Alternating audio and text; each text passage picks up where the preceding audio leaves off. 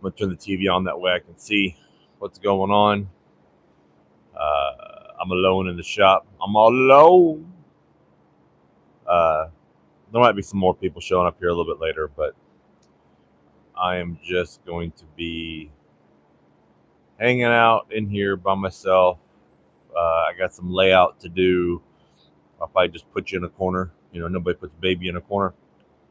Uh, Probably put you in the corner and let you kind of just hang out, mostly and watch. I'm getting the TV set up to go live. We've been doing it. Uh, the horizontal works pretty good. I know some of you like having it when you're watching it on your TVs or your main computers, but the vertical is a little bit better for us because it generates a short. A lot of people watch on their phones or they're traveling at the same time. It doesn't really look as good when you're doing it like that. So that's the only real thing. All right, put the TV over there. Nobody's in here yet. I got to turn some lights on.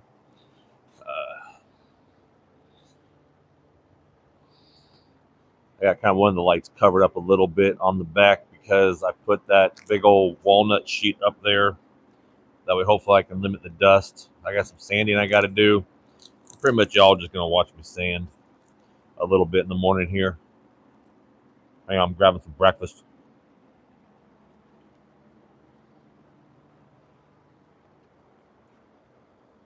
Probably be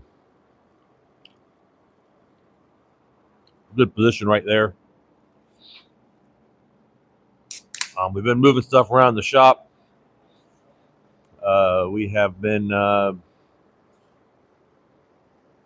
just kind of hanging out most of the day, or going to hang out most of the day and do little things and talk to y'all and all kinds of fun stuff.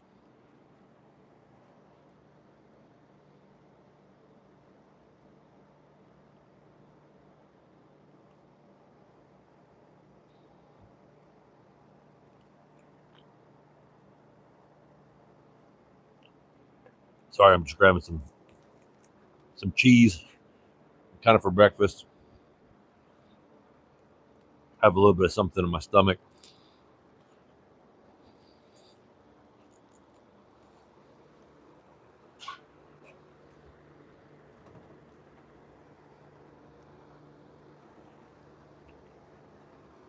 Put the old Rotec away. Well, at least put it over here for now.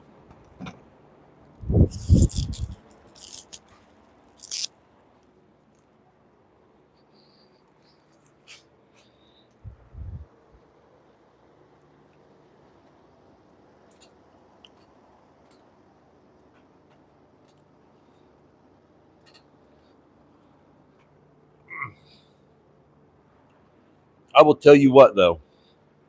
There are some people that take comments just way too seriously. Um, I don't know if it's a generational thing. I don't know if it's a geographical thing. I don't know if it's a society breaking down, and I don't know. I don't know what it is. But if you can't make a comment, especially, and I'm not talking a mean comment, maybe a semi sarcastic or something like that comment to somebody, and that's what the usually the comment sections for, is people making jokes and stuff. I don't know. I don't know why we're even all here, y'all. Um, some people, man, you make a funny comment to them, and I've made sarcastic comments to people. Um, there's I don't I don't remember her name. She's a great content creator. I cap cut a couple shorts of her, and I Wish I could remember her name, but she's on there. She's on like two of my Cap Cut shorts, and real nice channel. Check her out. Just you can kind of, I think you can jump from my short to her link.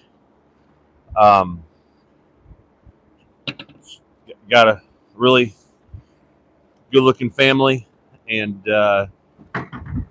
she does some funny stuff. But I mean, she's even commented back, or other people have commented back, like, "Hey, that's funny," or "Good job," or "Thanks for cap cutting me," or they call it something else too. But you know, that's what we're kind of supposed to do as content creators. You ride my broomstick around, but the level of butt hurt that some people get, man, or what I love is the I don't care, but the level of offending people get on others' behalf when they don't even ask the story or why you did it or whatever. I made a sheeple video pretty much when I started doing YouTube. Again, I'm sarcastic. But it was about that, do the sea lion dance. And actually, it's easier if you don't stick your hose in yet, and then you turn it. But yeah, and everybody was offended. I was making fun of this little YouTuber. I don't know if she's a tween or a teen or what, but it wasn't about that. It was the fact of, I guess she had her father in it, and her father kind of resembled me, and he's looking down, and she's doing the sea lion dance, and I just thought it was funny interaction between an adult and the silly, I guess you would say, craze that everybody was doing that day or week, or whatever the algorithm was pushing. And I think I made a comment later on about it, like, it was just, I thought it was a funny interaction. Dude kind of reminded me of myself, just sitting in the chair, minding his own business, and somebody comes up twerking next to him or something. Whatever. Again, don't take yourself and life so seriously, and stop being offended by everything somebody says or does. You're just going to have an unhappy life. Oh my gosh. The hypocrisy of it all. Again, don't be so serious. All right. I think I picked the A side and the B side. This one has footprints on. Let's see if I can get these off, though. What is this? Can't see, I'm blind. That is a bright light, y'all. This is 220. Yeah, don't take everything so serious. Don't freak out. The one time you freak out is when somebody says you're all gonna die down here. Then you freak out. When sandpaper gets dirty, I like to write it with Sharpie on what it is, because sometimes it gets hard to see. This is a thin Sharpie. It's not the bestest in the world. But if you're logged on and I haven't said hello to you, hello. I'm kind of just working this morning. So you can, oh, that's why, because I can turn the light down and up, off. I like it on.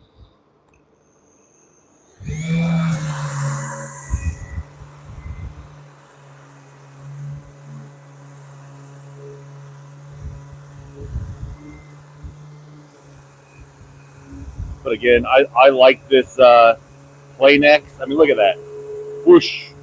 Right over that footprint, man. This is 9 inches of plywood sanding miracle.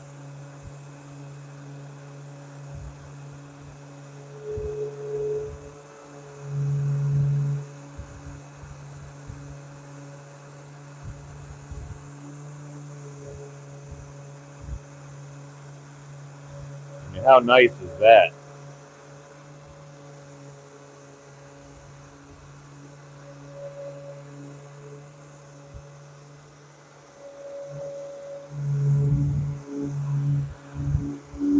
If you want to get rid of everything, even your lines that you just did that in, a good way to do it.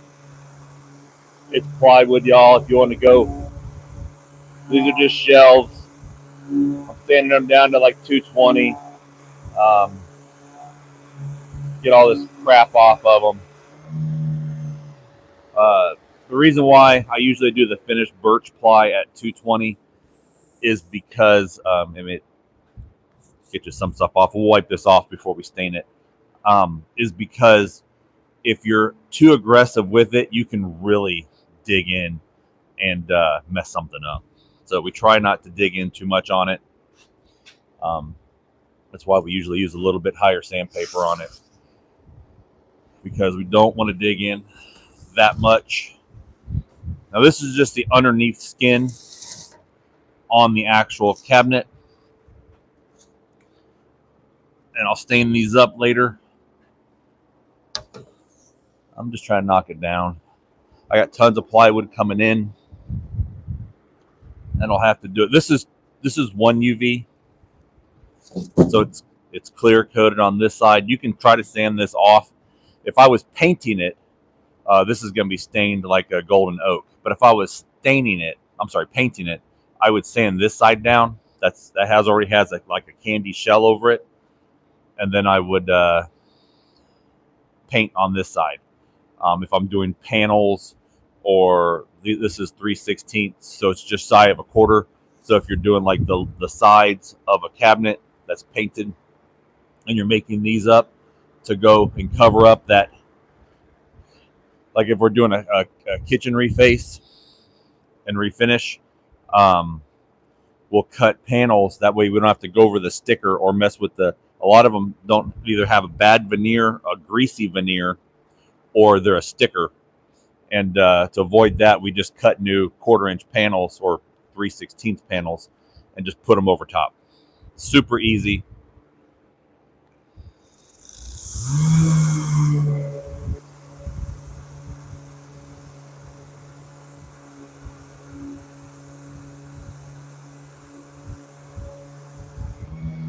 Let me get you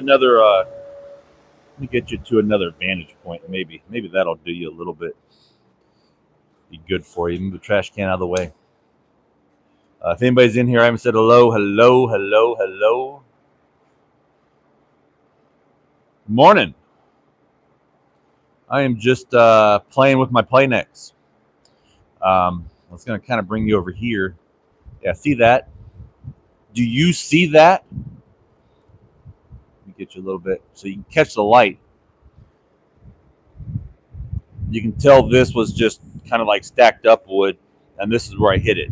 So I just did a 9-inch run in a second or two. I mean, this would take, a couple minutes if you're doing it with a 6-inch or a 5-inch or something. Don't do it with a smaller than the 6-inch. But I mean, check this out. You just turn the Playnex on. You can see that line move from the little bit darker to the lighter. But this would take triple the time with a 6-inch sander. Plus you got the light. Plus you're not doing all the work holding it down with your hands. This is a lot better. You can rest this on your shoulder and just kind of do this, You can try to take out as much line in as you can. This just dances across.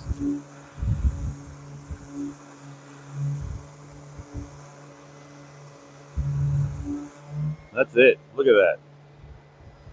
And I even went a little bit above and beyond in sanding than I really could have.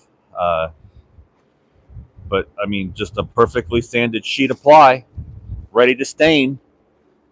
And that's why I do it, is because it's so easy. We wanted the Playnex to see if it would speed sheet good sanding up, and it has tenfold. It really has. It's remarkable. We love it. I'm probably going to be doing some walls later on this week or this weekend. I'll kind of show that when I go. do some drywall. Now, if I haven't shown you, this is important, guys. If you're taping up veneers or taping up any kind of wood, always pull your tape off towards the cut. I've said this on multiple videos. Pulling it away towards the cut, just a muscle memory thing, something you get in your mind, because that way you won't tear out your veneer. You pull this way, if there's any loose veneer, it'll take that right up, and then you'll ruin your piece. So try to pull with the cut, into the cut.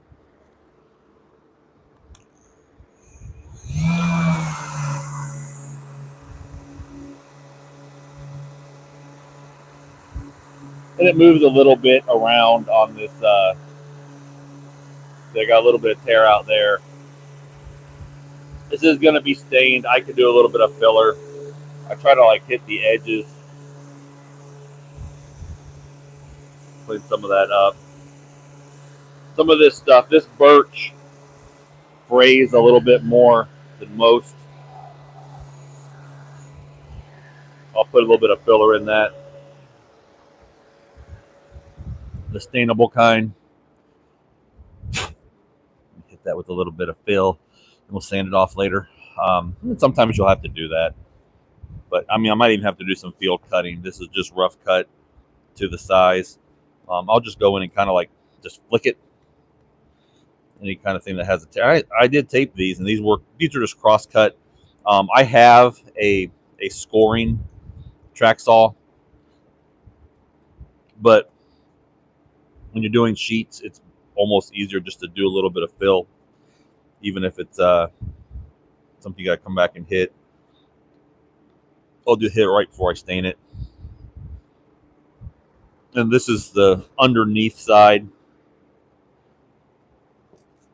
It actually has UV because I just had this in stock, so this is a finished UV side, but it's going to go underneath the actual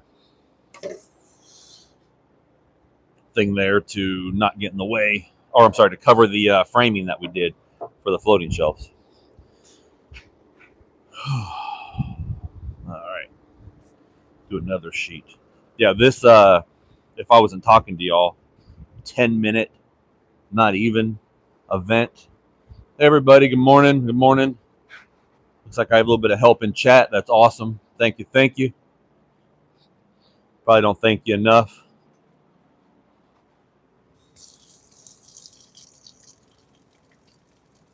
But if you're in here, good morning. Like, subscribe, hit that like thing at the top. Do the little hearty thingies on the bottom. Whatever you can, help up the channel, please. We're just getting started.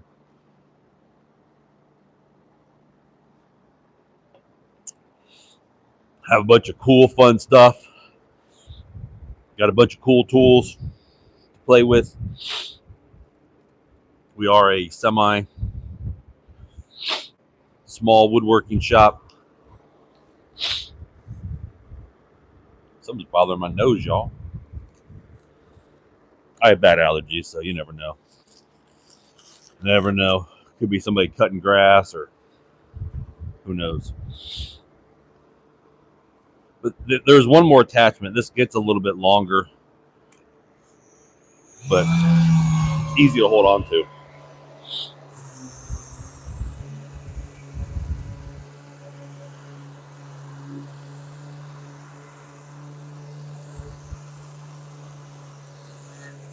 Blow down that. I got to do a little bit more fill on this.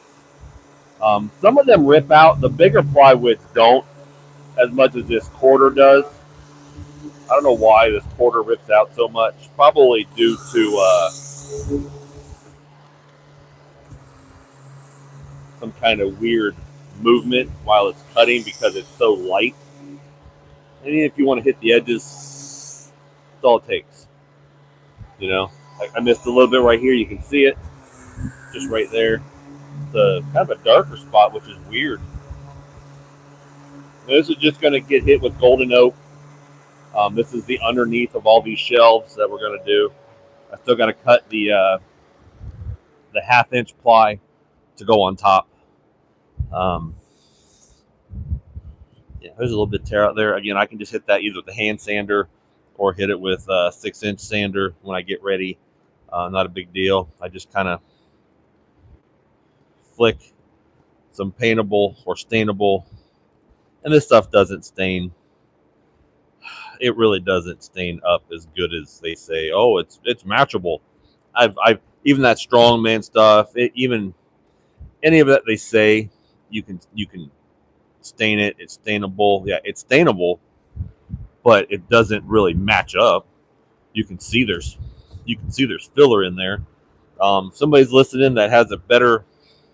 This is this. I mean, I like it too. We have all different kind of colors, but this is just that Minwax wood filler. It's a natural. We like it. Oop, it's over here. Never mind. And we use a lot of Minwax products. Yeah, there's a lot better stuff out there. Mohawk. There's General Finishes makes a bunch of stuff. There's all kinds of them out there, but Minwax used to be in Home Depot. Now it's in Lowe's. It's more attainable. You can get it more places. I mean, sure, I like working with the better stains and products, but it's not always the best thing in the world.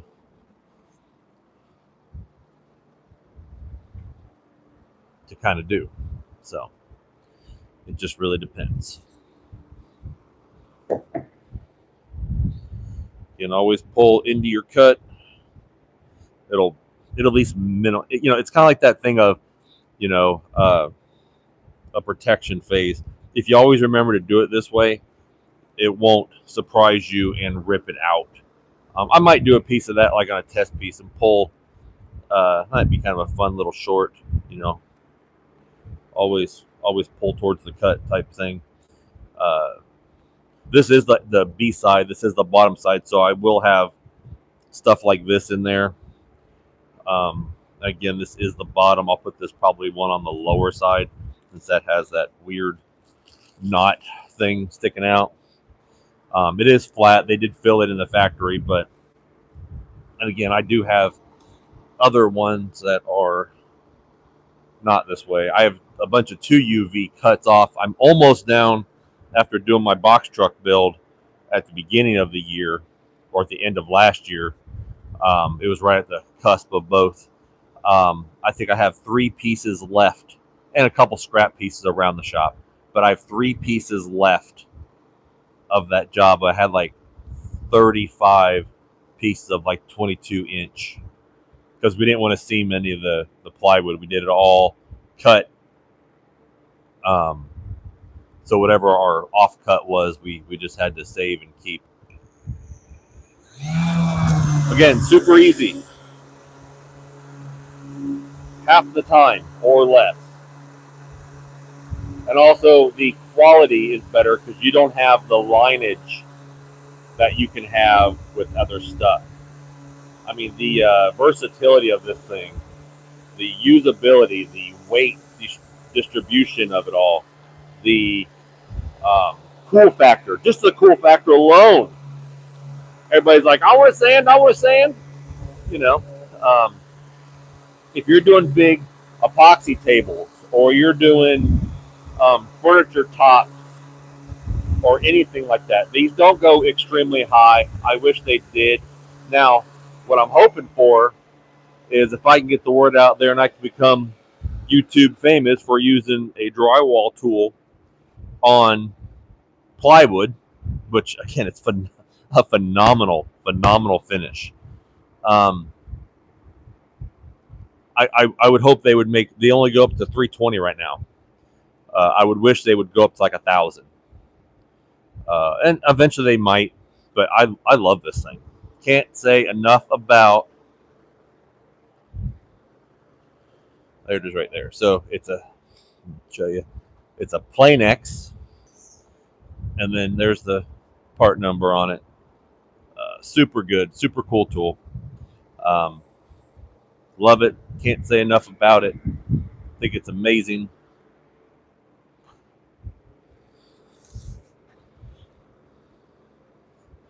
Yeah, now we have people when we're doing plywood fight in the shop about it. Offer to buy each other lunch just to use the sander. Oop, got a little frayer. I felt that one kick up, so I actually peeled that one off myself.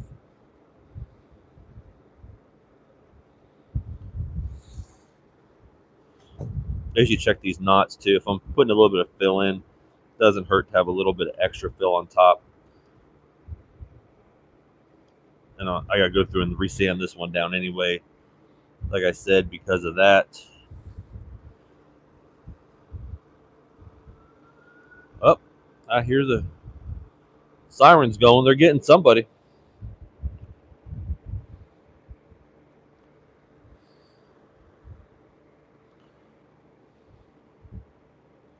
Yeah, so you got a little bit of fray. I try to look for looseness because I'd rather have the looseness hit. Now, if you want to stop the looseness, put a little bit of super glue on it and then try to fill it.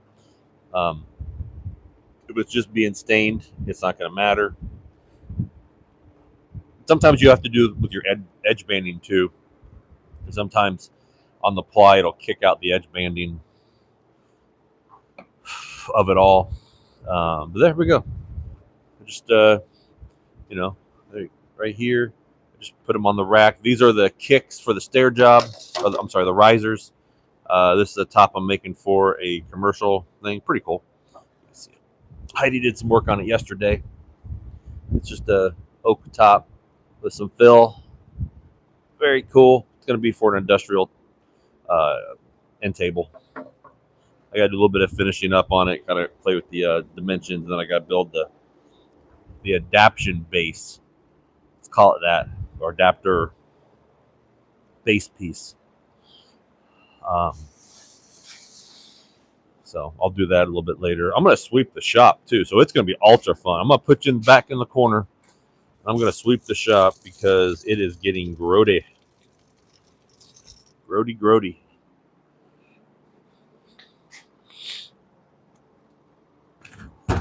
Oh, Junkalanch.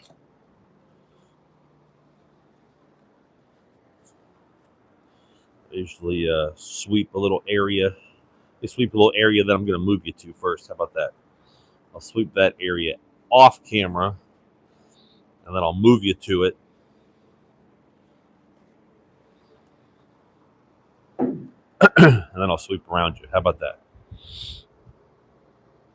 All right, let's...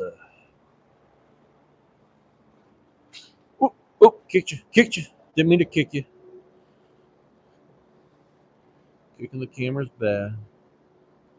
But hey, if I haven't said hello to you, hey everybody, I've got like 6 people, 4 likes. If we can hit some more likes, that'd be great. Keep it going. Kind of like to get a couple more subscribers if you're new to the channel. That'd be great. Nice little workshop. We do a bunch of projects, all kinds of things. You never know what we're going to do. We do service calls, repairs, custom build, kitchen cabinets. Do a lot of custom builds. Have a lot of custom builds coming in this month. And then we probably have more. We have more we've quoted out, so we just got to make sure they pay us before we talk about stuff and show pictures and what's coming up and try to give people their privacy. And they can always opt out of the social media clause type thing if they really want. I don't think we had anybody really bring that up. Maybe the fact that they didn't want us filming like some family photos, and we try not to anyway, or some other stuff. But they asked us not to film something, we will. Or that's why sometimes there's not video. There's just still shots of stuff we do because they kind of opted out. Now, if you're ever sweeping, if you ever go to somebody's workshop and you want to help out, grab a broom and sweep up. Super easy, super fun. Sometimes I just do it just to kind of clear my head and have a 5-minute me time and think about what I want to do next. Makes the shop look a little bit better. Like my broom, the painters painted it for me. Uh, that's a job quality thing. That's not caring about anything going on around you. Totally oblivious to what your surroundings are doing when you're painting over other people's crap. And then you have the audacity to use it. But anyway, you go to somebody's shop and you help clean up. There's a rule of thumb if you're in a granite shop or in a, let me tighten this down, woodworking shop. Best way to sweep is not to sweep, it's just to pull the broom. If you pull the broom, you don't kick up the dust. If you floss, you're not outside. You know, if you're outside, that's one thing. You can push it and take it off the ground. If you're not outside and you're in a shop, keep the broom on the ground, y'all. Keep the broom on the ground. Or if you're just starting out and doing your wood shop, you know, just got a small shop. Either invest in a nice blower because it'll save you from sweeping all the time, and you can just open up the door if you don't have AC, or if you even have AC, maybe before you get started or when you're done. Open up the door and just blow everything out. Even the best dust collection, biggest shops will have dust. Now, this isn't a boutique. This isn't a YouTube studio. I don't sugarcoat stuff. I don't have the maid come in and clean up my shop every day, you know, before and after filming. We don't really edit almost anything. I might cut a couple pictures together, but that's really about it. Yeah, I don't believe in that. I don't believe in, you know, working in a, you know, super clean environment. It takes you a month to put a video together. Now, again, I mean, they are good. They are good. I'll give them that. The videos are good.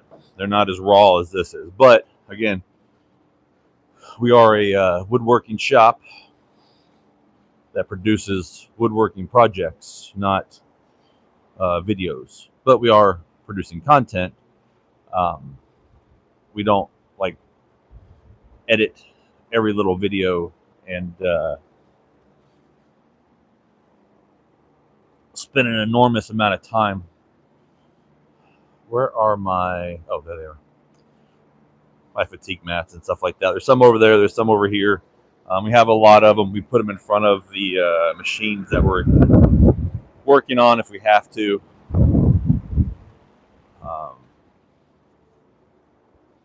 Couldn't fatigue mat the whole thing because of you wouldn't be able to roll the machine around.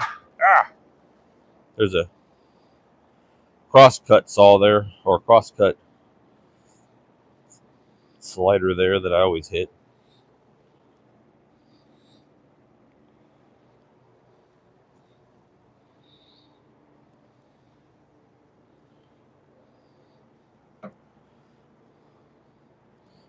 Yeah, I know, this is almost as fun as the B channel, y'all, watching me sweep the shop. But hey, it's got to be done. It's work too, right? The boss man sweeps the shop. Guess what that means? Anybody can sweep the shop. Nobody's safe.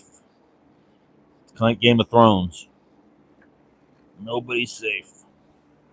I didn't watch all of it. I watched the first season, maybe the season and a half. Got kind of monotonous for me. Wasn't enough storyline, I think. I mean, I'm sure it was, you know, a little bit of light, Skinamax type thing, but other than that, it wasn't really my forte. I get bored of stuff, TV shows, all the time. So it just depends. It's got to have a good plot, good adventure line, good. And then sometimes they lose it. Sometimes the original stuff isn't as good as the first couple seasons. They get kind of weird and wacky. And they do Christmas specials, and they do weird black and white throwbacks. You know, the CW was great for the black and white throwbacks on almost all of their 90s and 2000s shows. Um, show I really did like. I'm kind of watching it again slowly. I'm almost done with it again. Watched it a bunch of times. Orphan Black. I like not the other one, not the Echo one. I didn't make it past the first episode of that, but I did. I do like it. It's very original, very different. The star is excellent. You actually uh, believe the think of a good word for this that we don't give it all away. The multiplicity of the characters. But if you haven't watched, I think it's on Netflix right now. It's going to go off. I mean, you can probably get on other streaming. It was a BBC originally show, and I think somebody else picked it up after like the second season or first season, and then kind of started running with it. It goes through a whole bunch of topics and weird stuff, and it's only like 5 or 6 episodes or seasons, but not bad. It's a good little different. It's different if you haven't seen it. If you have seen it, comment that you liked it, hated it, thought Games of Thrones were better. I don't know. That's just one person's opinion. Some things grab you, some things don't. Some things are easier to watch for other people than some, but spin you around over here. I don't move everything. I just hit the areas that I can easily get to a lot of times. I'm just trying to clean it up a little bit because you can start feeling it on the ground, on your shoes. It's not a safety thing. It doesn't really get super slick. I just don't like having a ton of it on the ground. But Dad used to say, if you weren't making sawdust, you weren't working. So we have areas that are rougher. We have areas that are smoother. I got like a little bit of an oil slick I'm still dealing with back over here in the back when this used to be some kind of automotive shop. There's a few remnants left behind of that back over here in this corner. The sawdust does help. It's cleaned a lot up over the couple years we've been here. And it's been a wood shop a little bit longer. And then we got in here and it's subjected to all kinds of wood shop dust. Harbor Freight little cart, man. These things do a good job. Not everything is perfect from Harbor Freight. We have a few things that are. We buy the gloves there, definitely. The gloves are fantastic. But I'll tell you what. So if you're just starting out or you're a smaller company even, and you're looking to, you have to get a tool for a job, and say the normal tool, the brand name tool, is like $600 or $800. And you're like, I don't know, I don't need it that much. I don't want to spend a $700 bill on this. The job's only $1,200, $1,500, whatever. So go look at Harbor Freight. Go buy a tool that might not last you generational tool use. Might get you by. Might get you to the point where it's like, you know what? I thought I needed that, but actually this would be better. Oops. So that's a big kind of difference. If you can get something for $100 to $200, and then I'm gonna get some of this up because there's a bunch of solid surface over here. If you can get something for a lot cheaper and see if it'll actually work for you, that's the best way to do it. I mean, it works out in your benefit that you at least tried it. You either will save up because you're doing other jobs like that, and you think, wow, I should get the better one, but you can budget for the better one then. Or worst case scenario is you realize that that's not the exact tool you need for that. It might be something better, and then you just take that and sell that, or you just put it in your tool collection and only pull it out when that special situation arises. Again, if I even said hello to you, hello, welcome in, like, subscribe, leave some comments. You still have time to enter. If you subscribe and you make it public, you can enter to win a hickory mallet from us. My handle is coming apart. I'm just kind of cleaning up the shop a little bit, doing my housekeeping. You know.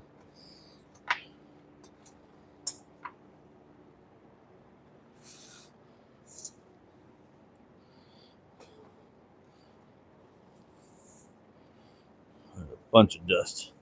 Some old dust in here. I have some metal. Let's see if you can see it. Not really. Some metal stands under my outfeed because it was just temporary, but work takes priority. So if we're getting billable hours in and we're building stuff or doing stuff out in the field, that's more important than building stuff for the shop. So we just kind of makeshift stuff necessity wise and everything. That's why we get the better tools. That's why we spend the money and get the cool things to speed things up, like the Plane X, because the time it probably would have taken me to sand all of those with a 6-inch orbital, I could have easily not done this. So this actually allots me a little bit of time to kind of give me time to wake up. You know, sometimes I'll do this in the mornings because I'm just trying to wake up, wrap my brain around being awake, and formulate some thoughts. Good time to talk to y'all, that type of stuff.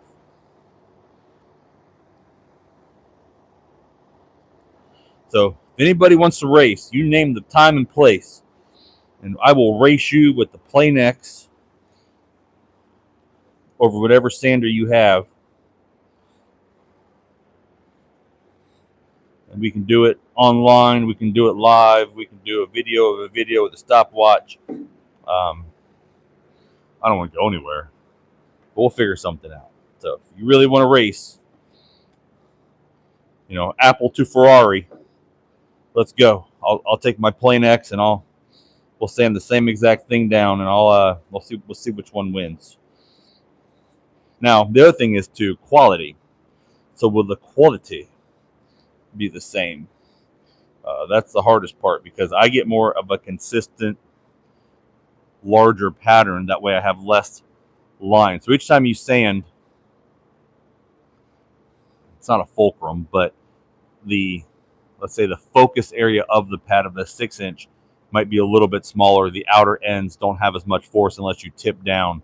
Especially if it's a brand new pad or it's a hard pad, you might get consistent if it's a rigid pad, but you'll still have a little bit of deflection towards the sides.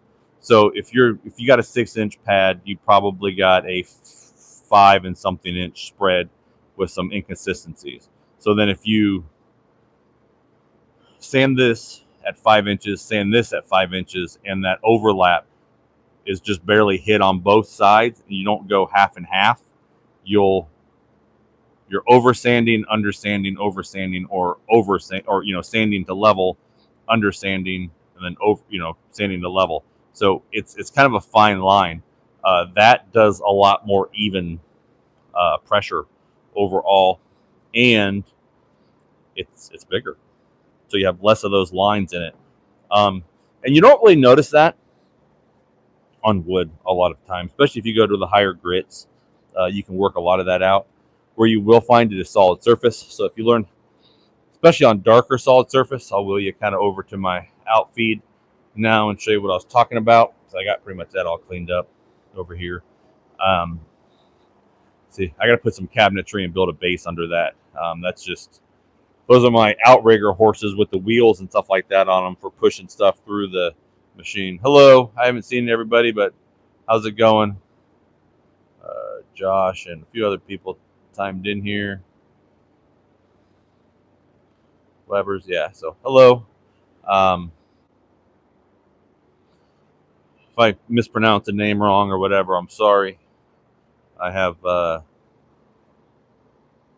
some word salad speech I've heard. I don't care. It makes sense to me. I'll mispronounce stuff all the time. I don't care. I don't really care for people correcting me all the time, but it's just words. It's not, even in writing, it's not a big deal. Don't get your feelings hurt. Don't get your panties in a bunch. Again, I'm extremely sarcastic, so that's one thing. I need to sweep up over in this region real quick.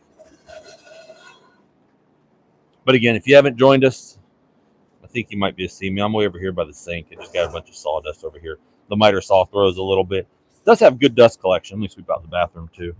I'm not going to film my bathroom. It's again, this used to be an automotive shop. This is not a pretty bathroom. Eventually, we'll redo it. I think coming up here shortly. Maybe probably next year. Next year, if we have some time, we might do a little bit of alterations in it. Again, it works. That's not a showroom. I'm not trying to win a prize here for cleanest bathroom or anything. But gotta sweep it out every now and again because the door. I probably put a door sweep on it. That way, the sawdust doesn't kind of blow in there. I guess that would be the best thing because you got sand and sawdust in there a lot. So a little weird.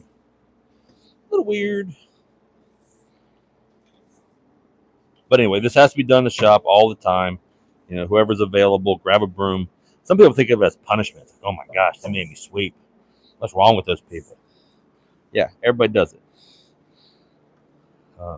That's the whole thing too. Is if you own a big company, if you don't have to have the respect of the workers all the time, but if you have a big company, especially production, or if you're a manager of a big production company and there's CEOs and all that, you need to learn a little bit about what the people go through. Even get involved a little bit with what's going on in the facility. Maybe jump on the forklift. Maybe learn how to unload a truck. You know, just in case you're the only person there, you don't have to refuse an order. Just because it's not your job doesn't mean you can't learn how to do it, or you'll win the respect of the people around you when you do it. When you have to do it, when nobody's looking, you jump on the forklift, start unloading a truck because your guys are on break or they're taking care of another issue. Then they walk up and they're like, "Oh wow, you know, Johnny's on the forklift. Johnny's unloading that. Did you know he know how to do that? I just thought he knew how to bark orders." So yeah, it's a respect. It's a different kind of respect, especially with trades and stuff like that. I think a lot of bosses forget that. You know, they don't want somebody just barking orders. They want at least somebody that can contribute a little bit sometimes, or at least know they can contribute. At least they've been in the trenches. Now, a lot of trades people that own companies have been in the trenches, but you have some managers like that don't. They just come up and they manage, or they get the job because the bigger facility grows and they need a manager, so they hire just a theoretical manager, and they're not really versed in that trade. I mean, I've been there. I've done that. I've been hired as a manager a couple times, and you know, you got to earn the guys' respect sometimes, or they won't work. And then when you do earn their respect, they'll work even harder for you because they know that you actually do understand their hardships. You know, buy them boys some pizza. You know, pizza goes a long way, or donuts. You know, sometimes just the working respect thing that people are just kind of looking for, a camaraderie, you know, go take your lunch and go sit with the the workers and have lunch. Go out to the job and buy them lunch. Everybody likes to be bought lunch. Hey, a customer bought me lunch yesterday. It was pretty cool, Sat around talking about cars and weird things, and you never know.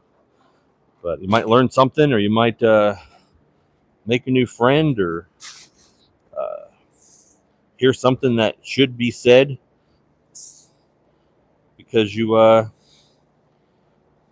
haven't heard it yet in your ivory tower, but you might hear it in the break room, or hear it around the water cooler, or hear it out on the loading dock, or maybe some people aren't conveying that in the office.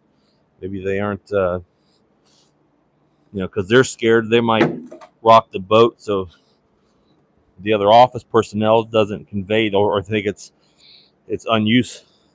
There's a safety issue, and you've complained about it 3 times, and nobody's listening. And the people, powers that be, don't understand it's a major safety issue. It might actually cost somebody's life. And then, you bring it up to whoever, and because they didn't want to rock the boat, and they say, "Wow, that is a major safety thing. Thanks for bringing that up." Welcome to chat, everybody. Sometimes the chat comes up on the TV, sometimes it doesn't. I have no idea why. Some things show, some things don't. I've been busy sweeping. I've had an assistant, helper, whatever you want to call them, on there for chat, kind of helping me out. I'll move these shovels. I need an area where I just have stuff. I have tons of stuff. Put my shovels over here. I don't need a shovel every day, but sometimes we'll need it for the shop, yard, or something like that. So I have them kind of available.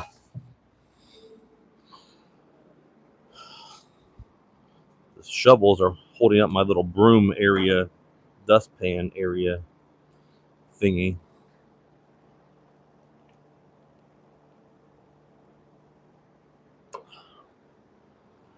There. A semi-cleaner shop is a semi-happier shop, right?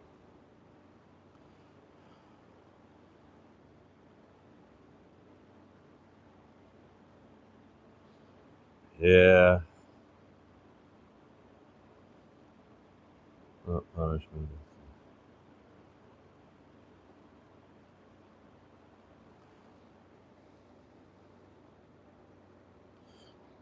Yeah, if you're on here and you do something different, something cool, if you got a neat job, if you're a explosives tech for a mining company, or if you're a I don't know, I'm trying to think of cool jobs.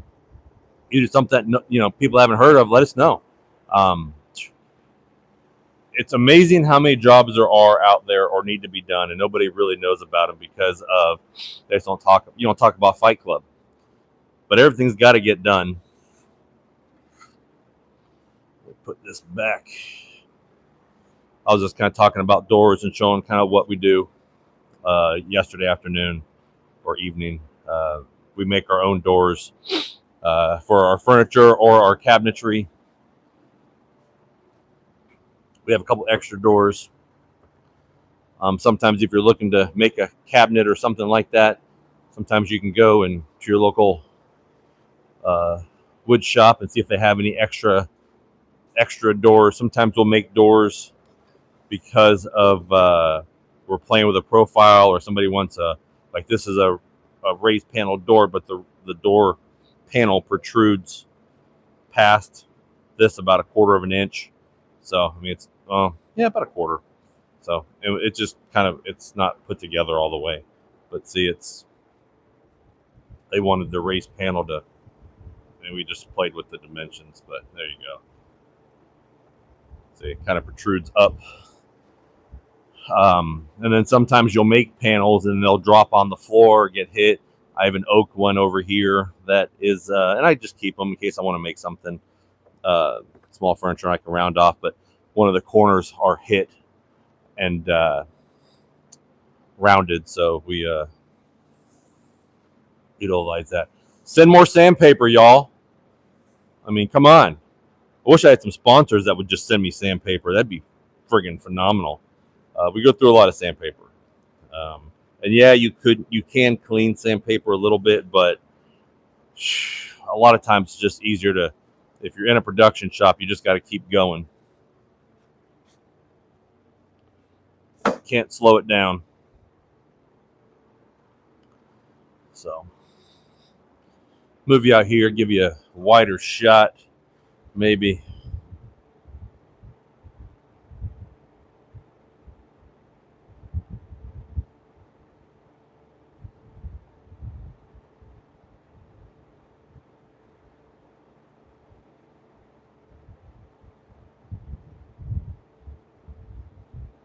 We have a good friend of ours, Denny. Denny, if you're listening, say hello. Um, he works. He drives at night now, but he used to be in the glass business and make windows and install windows and install large panes of glass and all kinds of stuff. So, heard a lot about that industry through him. I'm going to raise you up a little bit, give you a little bird's eye view of the shop for a few minutes. I'm getting stuff together. I ain't going to be able to see chat, so I might be able to see it through the thingy here. But let's, I'll kind of go around to see. Looks like a pretty good angle right there.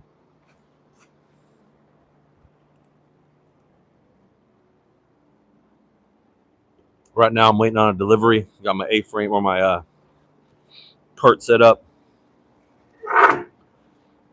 Push that against there. Got to dump some trash. All the trash, man. The shop is ridiculous. Let me see. Yeah, that's a wide shot at least. That's not too bad. You kind of think about what I need to do and move around over here.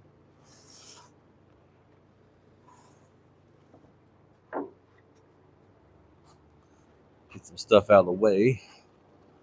So I'm hopefully going to be doing all my cuts of ply today. It would be nice to be able to get some of that stuff cut and done.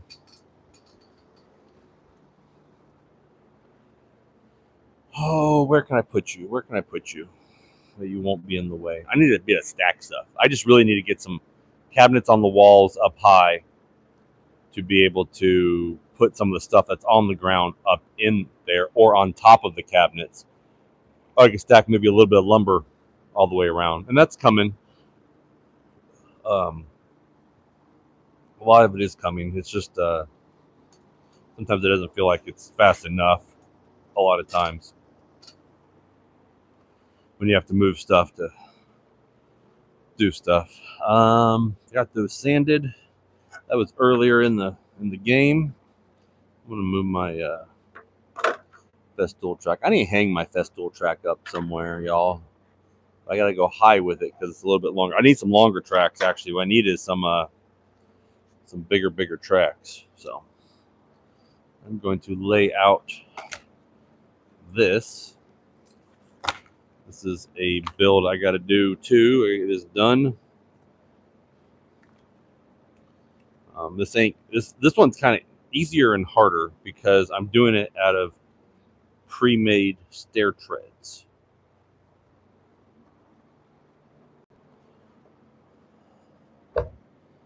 So I got to join stuff together and all that. This is just a this is for a window seat, so it'll pretty much be covered up most of the time. But I'm just going to figure out kind of what I need to make. And I have 4 of these. Yeah, I have 4 of these. So kind of just got to see what I can do.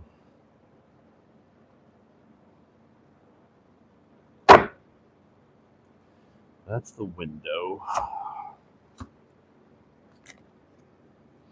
This is the thing. I'm going 2 inches past this particular part here. And a lot of it is when you're doing custom work, it's a lot of just kind of figuring out and playing with stuff, uh, talking to yourself, making measurements. Um, I can either do this one or two ways. One, I can cut the doors and kind of utilize them as a start point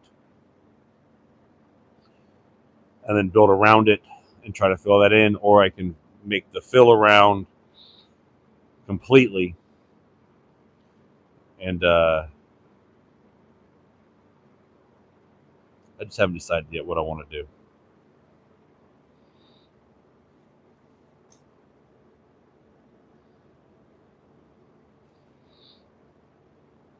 So I took this and I just put this 2 inches out and put it out to here.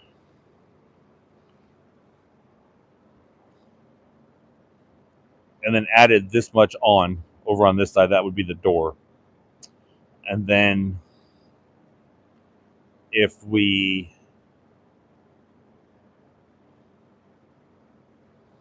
attach some here to kind of make it to where it flips up right about in this region, so about 16 inches for the door, because I have to have some on the frame, and then I kind of put that in and then cut all that. Probably be the best way to do it. Is I can attach all that together but leave this free.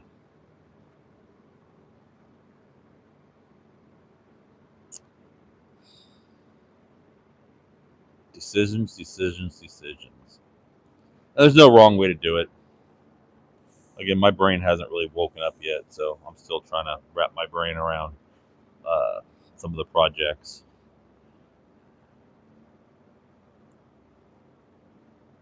Work from the back and work my way out. So if I wanted to, I could kind of, I know I got to cut this off. So if I started back here and I went to this as my 0, I could trace, I could cut this off, and then that would be my next run, or cut that off wherever I wanted the other one to lie. And I get all of this trim work in. I'll probably do that, and then join another piece onto here to get this level, and then kind of do that. I think that would be the best way to do it. I got to rip this down to the table saw, rip this bull nose off, and that'll give me some bull nose if I want to wrap a corner or something like that. Let's do that. Let's start by cutting my bull nose off. It jumped. I didn't do it.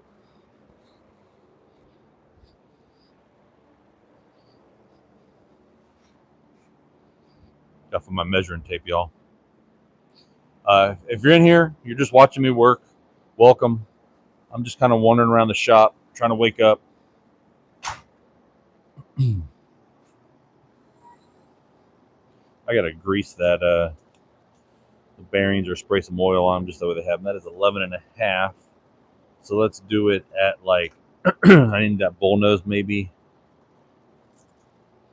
I'm gonna use the bull nose for anything. Let's say 1 inch. So let's do a 10.5 cut on a maple stair tread.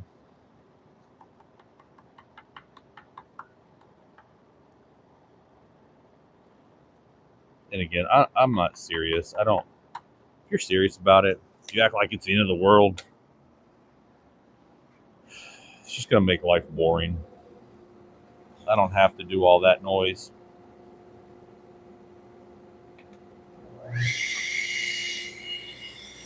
Don't have to do it.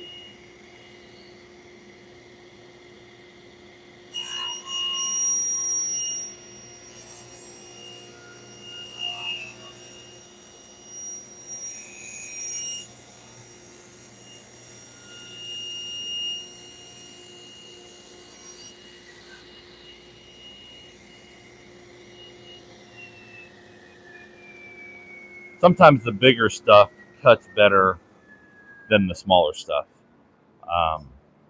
because it has mass where the blade doesn't move it around as much. And always stand offset of your stuff. That way it doesn't kick towards you. This side will never kick towards you. You can see that this side is the one that if it's wonky and the blade catches, it'll shoot it back. So you try to stay out of the alignment of the blade. And I do have a color that's similar to this now. It's a Rubio Monocoat. That's probably what I'll put on all the exposed edges. And I have pens. I have tons of colored pens that are in the gray, smoky mist kind of coloring. And then usually on the joints, I'll color them to make sure that you don't see the joint as bad. Now you will see the joints. These are old treads I had in stock. I made a top that should have been white, but I kind of did it to myself.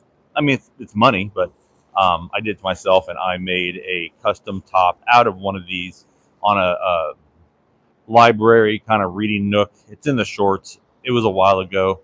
I'm talking, it was only like a couple months ago, but in the short world of us, we put a lot of shorts out there, so it was a lot of shorts. I'll probably sand this. Actually, what I'll do is I'll have this side. Yeah, I'll clean this side up, maybe on the table, so I'll run it super small. But this side is actually stained because it was the tread side. That way, if it's underneath out the window, you won't see that. I just got to coat this. I'm going to do that. Sometimes I'll change things up. It's not a big deal. It's not that I don't know what I'm doing. And I don't know what I'm doing until I do it. So it's that day and done. I keep a 2x4 over here. So when I'm mocking stuff up, I can just kind of put it over here on the other side of this. It's a little bit higher. I mean, I probably need like a 1-inch piece of ply. And I do have that. I just don't always have it over here. I can maybe push it. Yeah, I can push it over there. So I haven't done with that yet because I have to cut this piece, but I'm going to see how much I need on it. And I'll just kind of cut it. So if I'm here,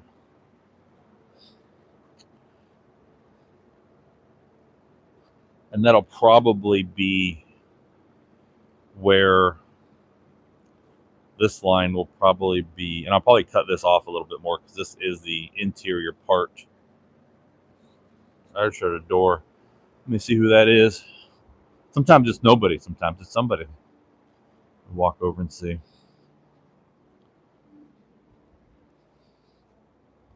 Who is here? I don't see anybody. Nope. Don't see anybody. All right. So yeah, sometimes I'll change it up a little bit. But I'm trying to do as little cuts as possible, and I have to make my door. So grabbing a snack real quick. Bear with me. All right.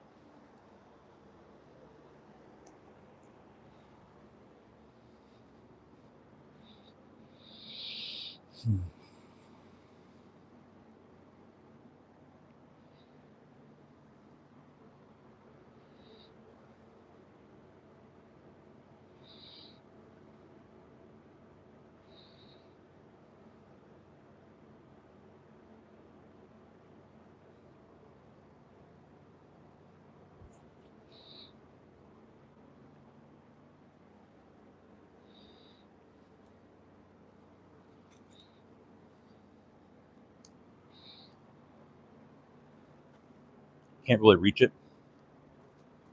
so I'm gonna spin it around.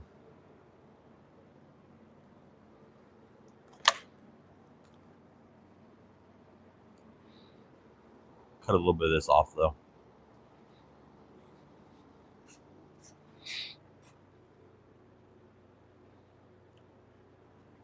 On a pencil.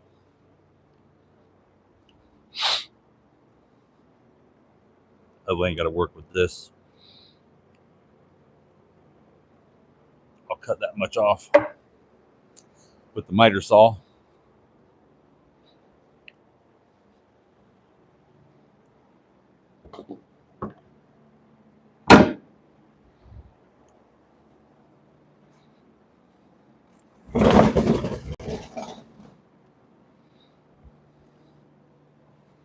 There we go. That's better.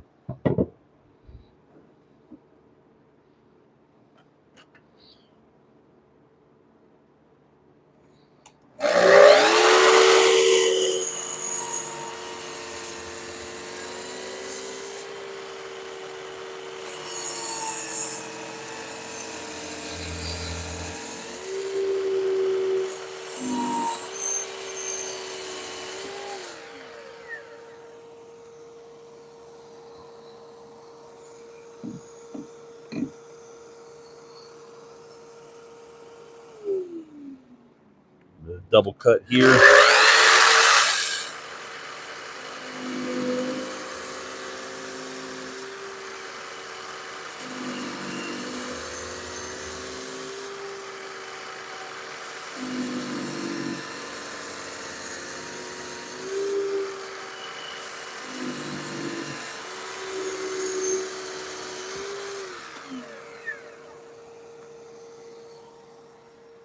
Just cutting off the little bit of side there. I'll probably shave this off too really quick because I don't want to some of this clear is coming off too.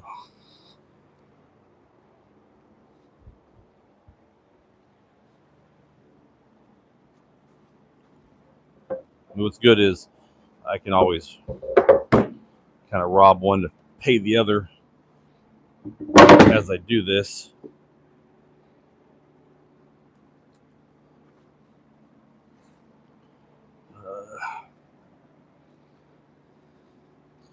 That is the back. Move stuff around. Always got to rearrange stuff. Never know.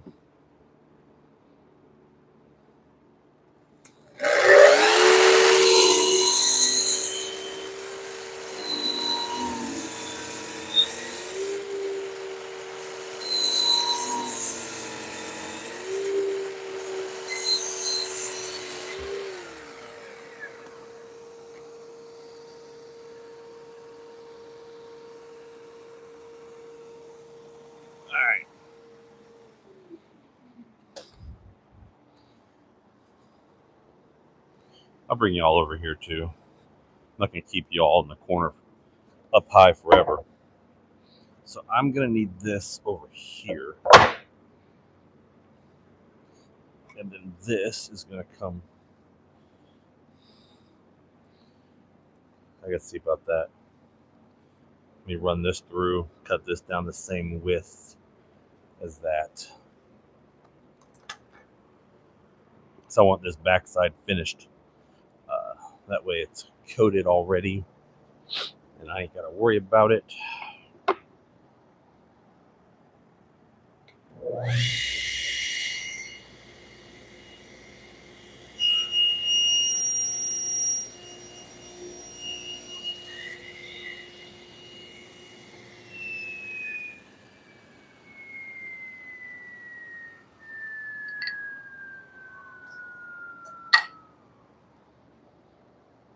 Put you all out here. All right, let's get y'all a better vantage point. Quit hanging up all high and everything on up over there, and I'll put you down with me.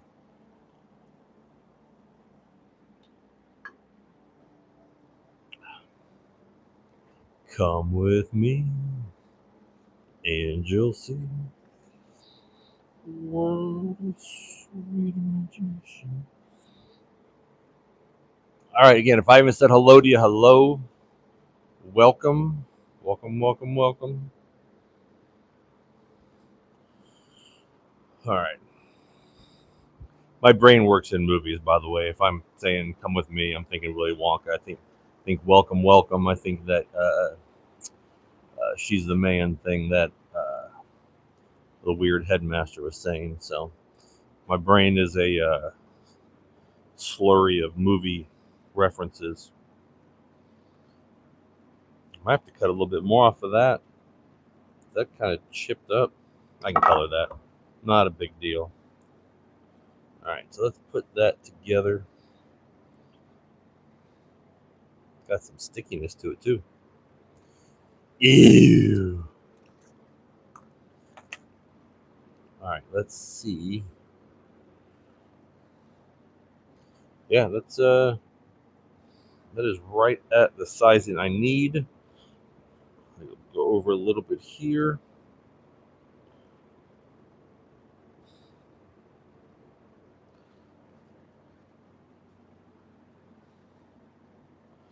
Kind of keep that. Throw that away. I don't know what that is.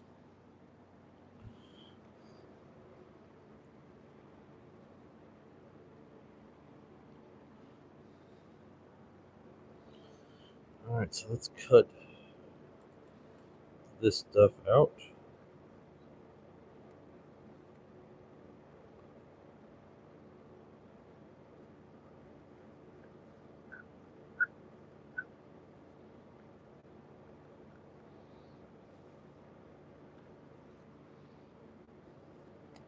Ah! Don't break my lead. Let's see if I have my marker because it's so gray. Yeah, I do. Grab my marker. These are really cool, y'all. If you haven't seen these are these long nose Sharpie type things, almost like a syringe needle, but they're good for marking almost anything, getting in screw holes. But for this, like if you do a template, it's super nice because you can just, that acts like a router. Somebody's at my door. Hang on a second. Let me see. If it's a delivery driver, I might shut off the live. I have no idea who this is. Hello. Hey. Oh, they text you or your wife text about pests or There's more bees down there. they spray it or they coming to spray? They're coming to spray it, so hold off on it Okay. because they're. I think she has them either coming early next week to spray again because they killed them all, but they moved. Okay. So if we don't want you cutting and getting bit or stung. Okay. Okay. All right, Thank you.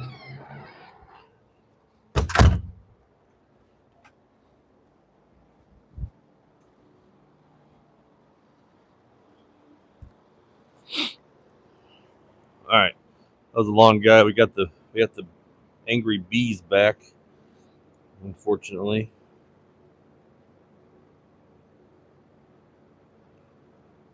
So that might have been the right call. I might have made a mistake and they needed to cut it. I have no idea. Hopefully, I was right. Oh, son of a gun. Good thing is you can kind of line up with what you have here. I usually put a clamp on it, but sometimes I just try to have it to where it doesn't move that much. It looks good.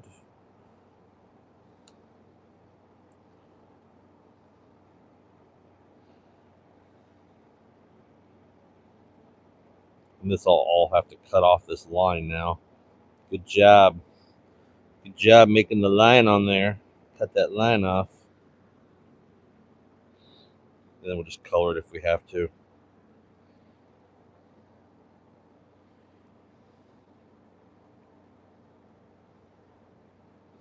Then I got a line up here to kind of match this trim piece here. So whatever that lines up to be when it a straight edge or something.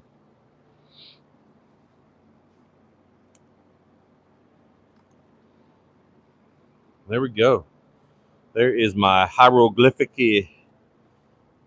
kind of line work, y'all.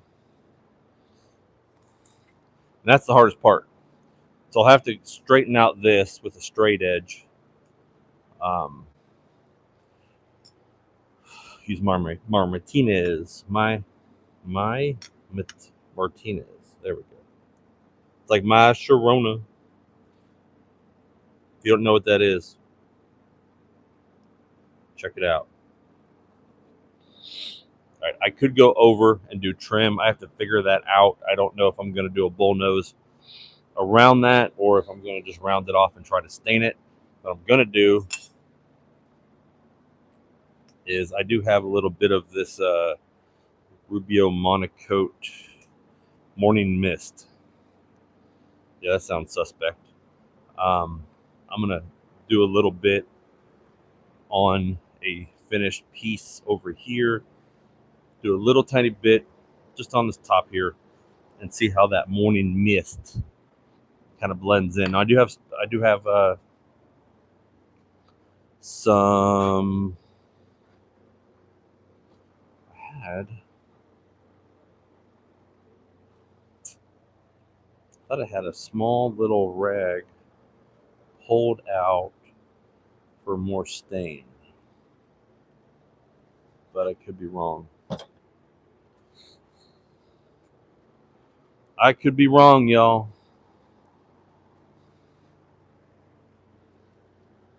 I might be wrong. Oh, there it is, under the calculator. All right. I just want to see how close this comes when it dries. It won't be today anyway, but I can at least get some of this stuff cut and start managing it. And I want to see how close this comes on this maple. I did it on the oak for that job we just got done doing service call wise for, and I'll tell you what, it looked pretty good. I mean, it was a veneer, so it was a little bit different, but I was thinking, again, this is maple. I know this is like one coat does it, but it's not a very good. Need almost like a nice kind of coating on it, and then it dries. You wipe off the extra. Let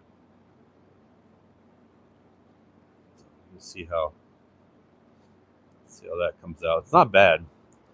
And I'll wipe off the extra, but there it is. And then there's that's that Rubio morning mist. So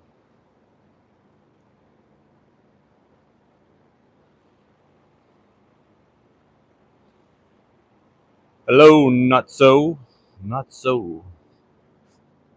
I believe there's two of you, aren't there? There's a not so ordinary and not so average, I believe. So whichever.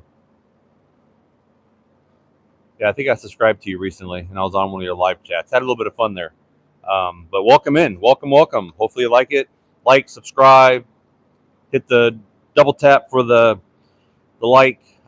Go check out one of our previous shorts. We're giving away a custom hammer mallet, hickory, just as an appreciation for viewers. Enter for that. It's really easy to follow the directions on the thing. Yeah, I mean, it's drying up a little bit. It's getting splotchier. That maple doesn't take stain good, but it's better than nothing. So I'm Ken. Hey, Ken.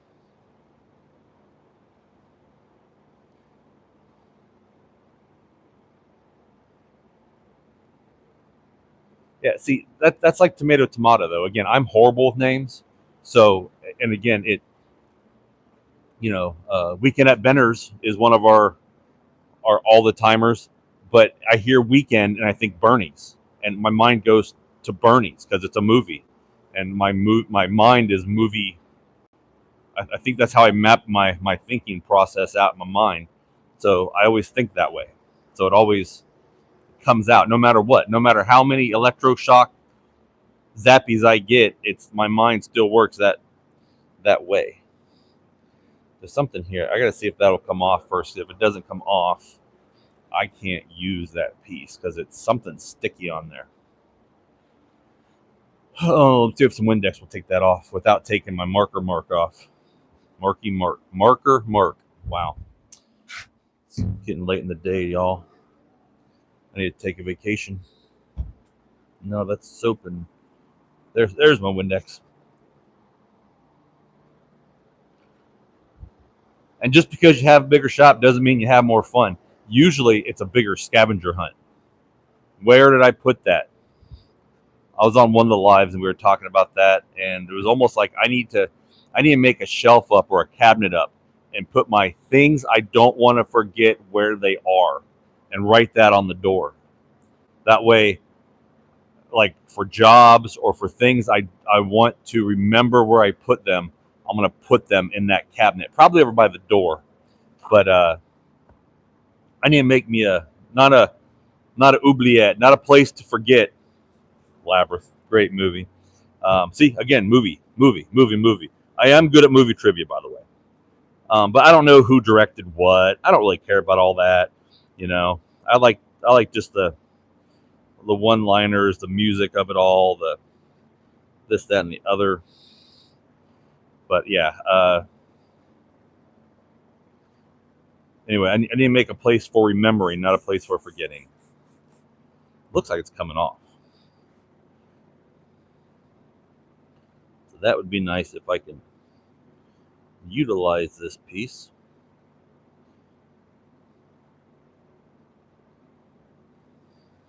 Because it's all over here too. I should have tried the place on the back where I'm going to cut it off, but it'll dry. I just need to make sure that it's going to come off before I truly commit to this.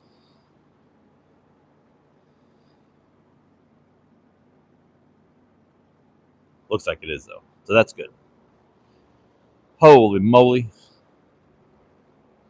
Now, I really would, I need to get a bandsaw or even like a Excalibur scroll saw.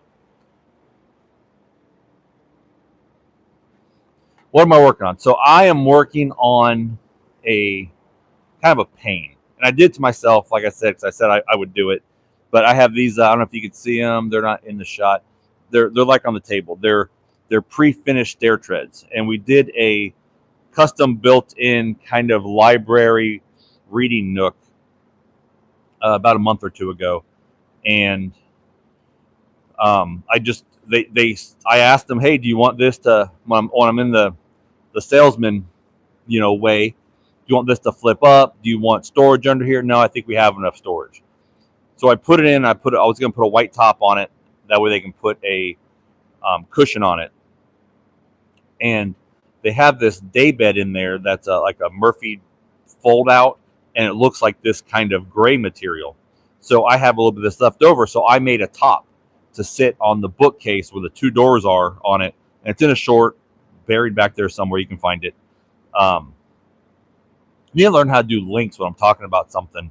That way we can pin what we're talking about up and you guys can go to it. But so I made the top out of this material, thinking it'd be nice. I just kept the bull nose and then kind of cut them back and did like a little wrappy ear thing. And she loved it. So, and she asked, well, I want to actually use that big box as storage. Can you build me a door, a flip up? And I was like, yeah, I have enough of this material left over. I can make that happen. So this is the layout, the template. I mean, look at this thing. How many friggin' angles this thing has? Because it goes around trim and all that kind of stuff. So yeah, I shot myself in the foot here, but we'll get it done. So that's what I'm kind of laying out today. And it has all my stringy things from the hot glue gun on it. Looks like cobwebs. Very Halloweeny. Can't wait for Halloween, y'all. Big Halloween fan. So anyway, I'm laying that out. This will be back towards that window. This is a window here.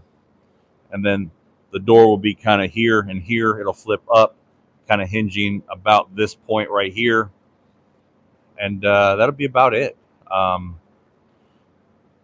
Just got to kind of make it, just kind of playing with it, get my layout doing my cut design for it. So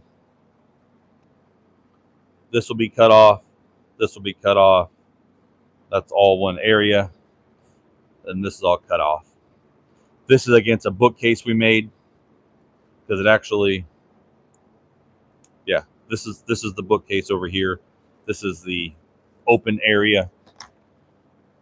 So from this line going this way is all open. So I might have to cut this off. I don't know 100% yet. And I might run, I'll have some bull nose cut off. So I might, kind of like what I did with the other one, attach this to here and cut this back. That way this kind of falls in here. And then this will run up 45, run along the front where I have these turns at. So this will go 2 inches plus, because this is the edge of the deck. So this will kind of 45 and 45 that bull nose and run back down, and then 45 again. The one thing I don't remember is, and I got to look at my pictures. I have pictures of it. I didn't write where that came out to. I don't remember. I have to look up to see. I don't remember if this is going to be past the cabinet that we made, or I think so. I think this falls right at the cabinet or past the cabinet. So I got to look at that because this is like wall up to this point on this template. I should have marked that. This is the wall, and I don't remember where the actual cabinet is. I think it might be this line. I think this and the other piece, I have pictures of it, are level. So if that's the case, I need to cut this and then make that ear turn back into a transition. But again, I'm just starting on this. I haven't really, it's the first time I've thought about it, besides I got to do it, since I made the template. I haven't really had the time to do anything with it. All right, it's been about my 15 minutes from my Rubio.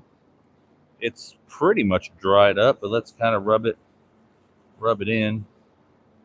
Rub it in. Remember that? That was a commercial in the 90s or 2000s. I think it was like a stain stick. Remember the stain sticks? Or it was maybe a carpet stick. The rub it in. You know what it is, let me know. So that's the Rubio. It doesn't do a bad job. It just makes it a little bit lighter, and it's going to have a sheen a little bit on it anyway. And that's on maple. So that's what I got going on. Yeah, it's going to be pretty cool. We'll do videos of it, and then I'll take a video of it when I put it in. It'll be pretty cool. When I put it in. Oh, I need to get a garbage can over here. Where's my garbage cans? That's why. I have 2 garbage cans over by the front door, which I never have. I like to have one towards the back, one towards the front. I got my big one, but the big one's nice. I use that as actually like almost a movable work area sometimes. That way it'll straddle the garbage can, the big janitor looking ones on wheels. So that's why I try to keep that back over here. And these are great. I don't know if y'all use these. These are great for job sites. These are great for the shop. A big 55-gallon trash can or trash bag. These are the collapsible ones you get at Sherwin-Williams.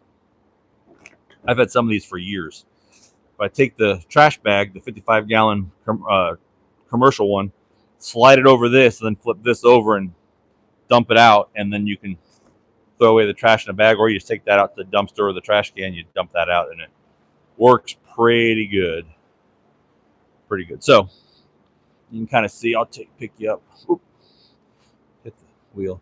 See, I gotta cut that out. And then this is the back of the actual piece, and it's still a little bit wet, so I'm letting it dry that way I don't smudge my piece. And like this is what I'm talking about, where I got to probably cut that, and that'll be my start for my piece going up. It's actually over there, that it's turned around. But yeah, so that'll be kind of like that. And these will just be dominoed together. Take the domino out. I take some Sharpies. I don't actually use Sharpies either. I use the not Harbor Freight. Help me out here. Help me out while I get one. Every time we have jobs that we have light colors for, we'll go to think Hobby Lobby. Did I get it first? I don't know if I got it first. So we usually have these. These are Mohawk. These are great, fantastic fillers. Mohawk is a more of a commercial, higher end line. A lot of your wood crafts and things like that carry some Mohawk stuff. But Mohawk has spray cans. They have toners. Sometimes if we're trying to match up a door, we'll get a toner like a nutmeg or something like that. But Hobby Lobby has, so they actually have, they're the only ones that are still left. Like a lot of the Office Max and Office Depots don't carry the large variety. Back in the 80s and 90s, they had like 1,000 colors of Sharpie. Hobby Lobby is the only one that carries all the browns still for woodworking at Hobby Lobby. So they carry the Sharpies. The Sharpies are good. I'll call them good. But these pens are fantastic for woodworking. These are right here. They're from Hobby Lobby. But they have, if you can see that on there, let me see if I can get it to. So you have a Sharpie-like that's actually thick and it doesn't wear down. And then you have almost this pen, or kind of like a paintbrush, like a thin. You can't tap this like a camera to make it zoom in. There you go. A little too close. But yeah, this stuff's great. We use these all the time, and we just get the color if we're doing a job to kind of match ish. I think this is one of the ones that match that. That it's a little dark, but even they have stuff like this, like a paintable kind of colored pen for a mid brown. They have a bunch, and you can always get. And I'll tell you a little secret. You can always get. I'll show you some. We have some on when we're doing stuff. I mean, $2.99, y'all. Modeling paint. So if you're doing something and doing touch up or doing a service call, and you know you need white or a tan or something, especially if you have a piece of that, you can always go get yourself some modeling paint. I think they're over the label. Yeah. You like that? They put the price tag right over the label side. It's awesome. I was once in a hardware store. I think it was an Ace back in the 90s, maybe 98. And literally somebody spent hours upon hours putting labels like this on each individual wire nut. So like every orange wire nut in this big open, instead of putting the boxes in there, big open bin was labeled 8 cents, 8 cents, 8. I'm not kidding. And then the yellow ones were like 10 cents, and the red ones were like 12 cents. Blew my mind that somebody would actually pay a employee to do that. And then also too, we'll order like our touch-up kits. It has a sponge in it, it has a wax pen in it, and it has a one of those paint markers. Those don't really work very well. And then we got this also in there. It's just a little kit that we kind of put together. This is another kind of paint for a middle brown, and that way we can smear it on joints. Sometimes these semi-custom, when we're doing like basically like store-bought cabinets. Now Mohawk is good. Like I said, Mohawk is great. I have a video up there that I got this is the Brooklyn slate, which is like a dark kind of gray green. But they have Brooklyn Kodiak. Brooklyn Kodiak, and they sent the wax pen like a brown, like this brown, Then they sent the marker pen in it was of maple. So I was like, that's not right, y'all. I need the marker too. I was annoyed. But what do you do? Yeah, so I take this out, especially when I'm doing either finish up stuff. There's a ton of markers in here, a ton of different stuff, like these little pens here. Um, that's brown walnut. A lot of times you can get just a couple of them. But anyway, if we have a special color come up, these are cool little things. Just a little tip, little trick. If you got a screw and a piece of wood, get dowel and just sharpen a little vampire killer on there. Put some CA glue on the tip, hammer it into the hole. Use your pencil sharpener, your old school pencil sharpener. Y'all. We have one in the shop, and we have one on the truck. They work wonders. I know I should be working more and talking less, but that's the name of the game. See, we got a little old school pencil sharpener there for penciling, sharpening wood pencils. But sometimes these work out pretty good because of you can tap these into spaces, and that's all we do. We carry walnut usually and oak because of poplar or pine isn't hard. So if you hammer this into a screw hole, the toughness, or you can get chopsticks. Chopsticks work good too because they're bamboo. But if you're putting a little bit of stain or marker over them, the bamboo doesn't usually take it. The oak will take a stain color or a pen a lot better. And you can do this with toothpicks too. But toothpicks are again a thinner oak kind of material. But when you're doing this, that way you can re-screw that hole into, like I just cut it off with a razor blade. And then I can screw in the screw and redo the center of my hole. So just a little tip. But yeah, that's just kind of like what we carry around with us all the time. And then it changes sometimes. So sometimes if we're doing different colors, we'll take colors out, put them in the toolbox, and then put new colors in or new fillers. But this was that job that we did with a couple different colors of stuff. I still ain't dry yet, and it's starting to bleed. Don't bleed. Try to take some of this stuff up. I don't want it bleeding. I don't want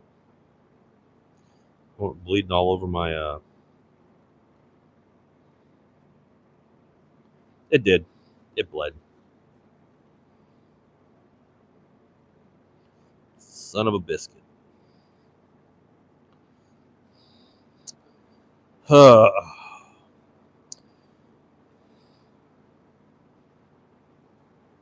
I could cut a new piece. Dang it. That bled. What do you do, right? What do you do? What do you do? What do you do? You get a piece that doesn't have sticky crap all over it. That's what you do. That's what I'll do. All right, let me just recut that real quick. Put it up on the miter saw.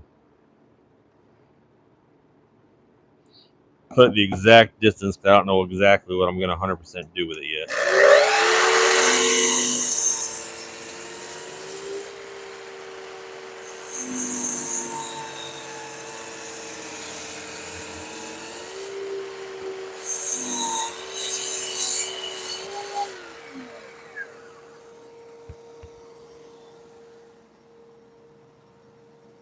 Oh, man. I don't know about me sometimes, y'all.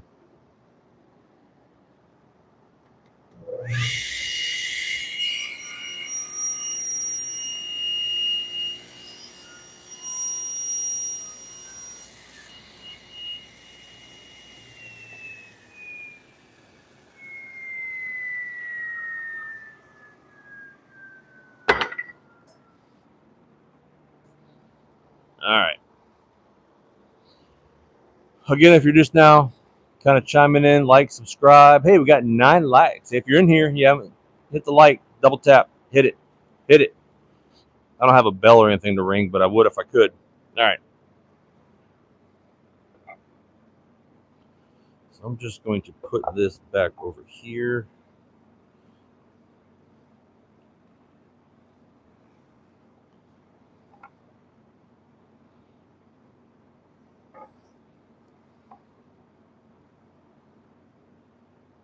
Yeah, we're just going to leave it like that. Ain't nothing I can do. Nothing I can do to save that one. I mean, it's not a great blend, but I'm not trying to. This just should have a cushion on it. So I'm not trying to like super duper.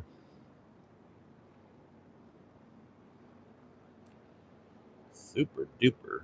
Okay.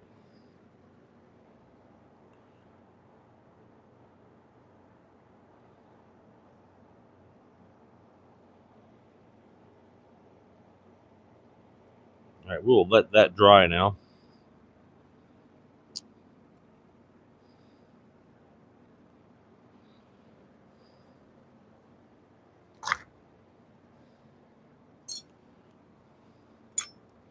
Make this mark here.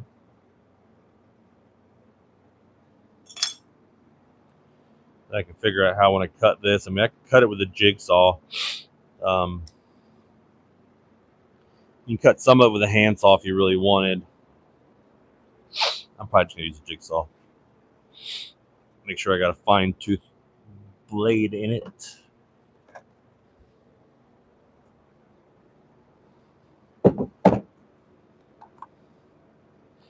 Nope, that's not my jigsaw blade. That is my drill bits.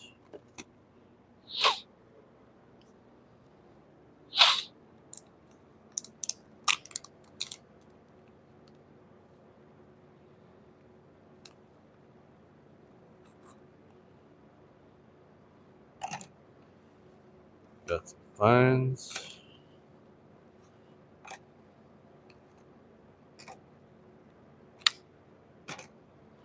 And this is the most cutting I got to do. The other stuff is just going to be cut, cut, cut, color, domino. All that fun stuff.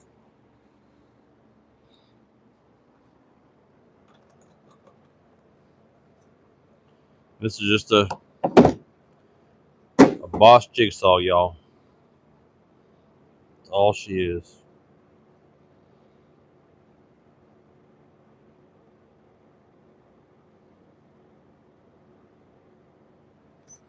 I'm gonna go with the clean wood. And I got some more. I think I have some bimetal blades in here. These are Diablo. Sometimes I'll use those. And I have some little packets of blades. A lot of times you don't have no idea where they come from. I buy them as I need them, or if they come on sale, or if I buy tools out, or sometimes you'll get some other blades and things you didn't really anticipate getting. I think I might go over to the larger table there.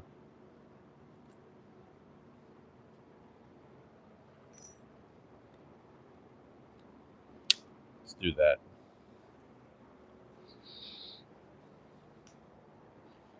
I can actually use some of the clamps.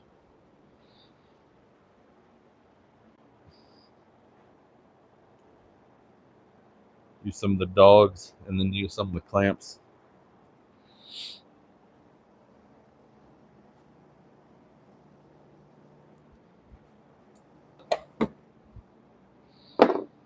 Over here. Anybody say anything? Hello, if I haven't said hello to you. Like, subscribe, leave a comment, please. Yeah, I know Mohawk makes a large variety of stuff. I just don't have a bajillion dollars yet. Um, so I mean, I when I go, I have a whole Rubbermaid container full of toners, but I would like to actually be able to have some of their uh, putties and sticks and seam fillers, yeah, all that stuff. Uh, I'm a sucker for that kind of thing, and I'll every once in a while when I'm in some of the other stores, I'll go down where the Mohawk stuff is held, and I'll throw one or two things in the cart just because they make good products. And then I like trying out products I haven't used before. It's pretty fun. So something different, something neat.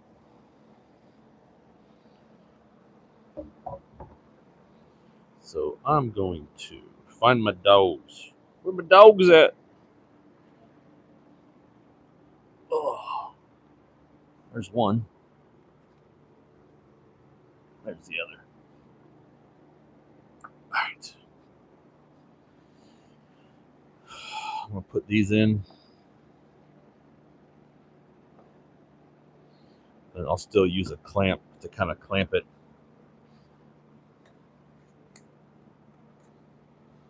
down.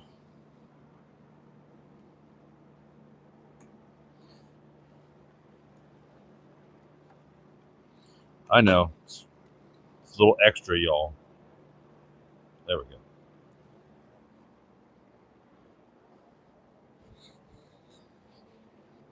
See if I can't turn some.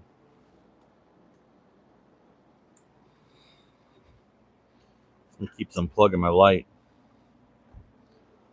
over here.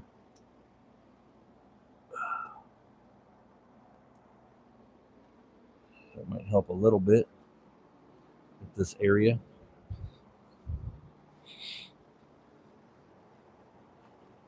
Yeah, again, if I don't touch everything on a subject and you know something that can benefit the community, feel free, chime in. I'm not going to get all butt hurt that you helped out the community. Let me run out to the van real quick. I have a smaller extension cord I need to grab real quick. Now that I don't have enough extension cords in here, I'll be right back. Kind of chat among yourself. Hello, everybody.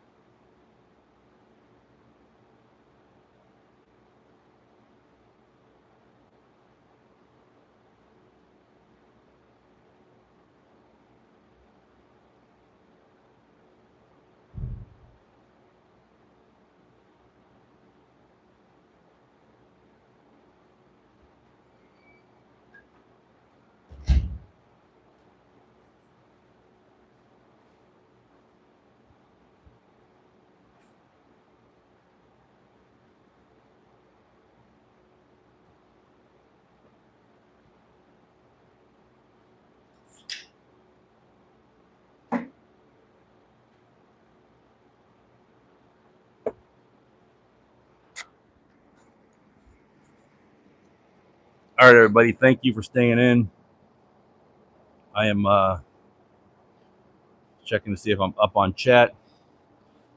I just had to run out to the van real quick and grab me my little extension cord. Um,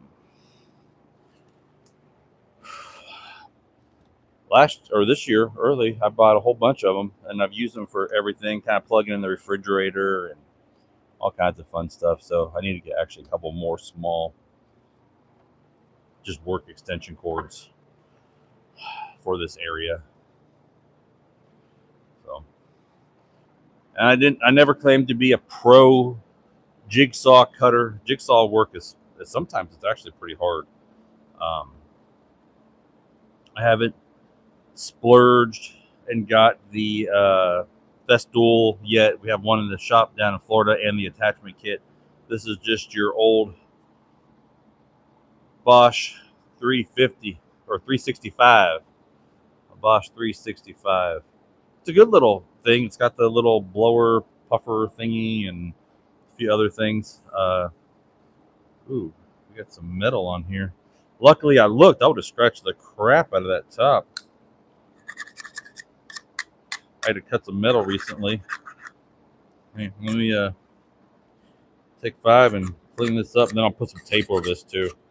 I would like to get the Festool up here. I don't have one. They have a lot of like phonetic tops and different ways to different attachments that fit on their stuff, which is really nice without having to go all third party on everything. Yeah, I'll have to put some tape on this.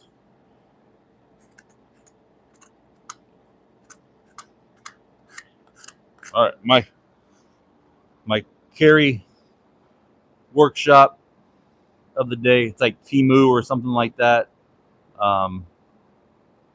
Pretty cool knife.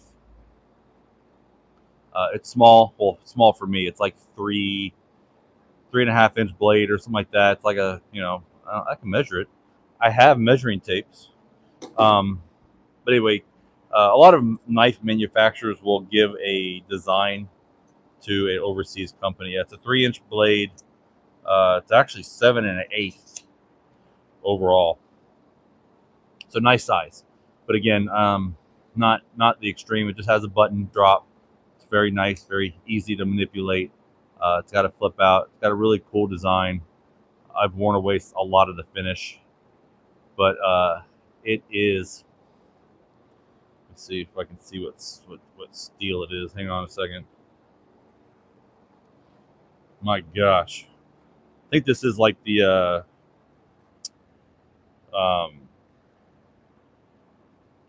Sumo. I think it's a Sumo, but it's CPM 20 CV.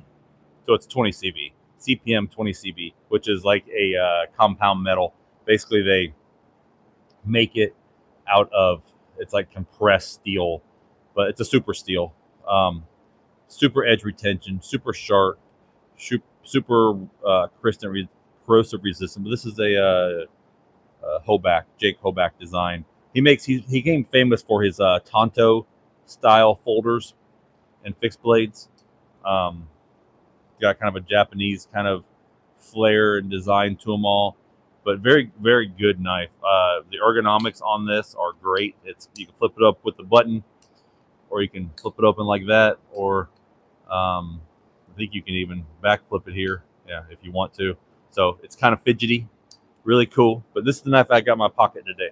This works good for scraping, cutting, fixing jigsaw parts, all kinds of crap. So I'm gonna tape this up though.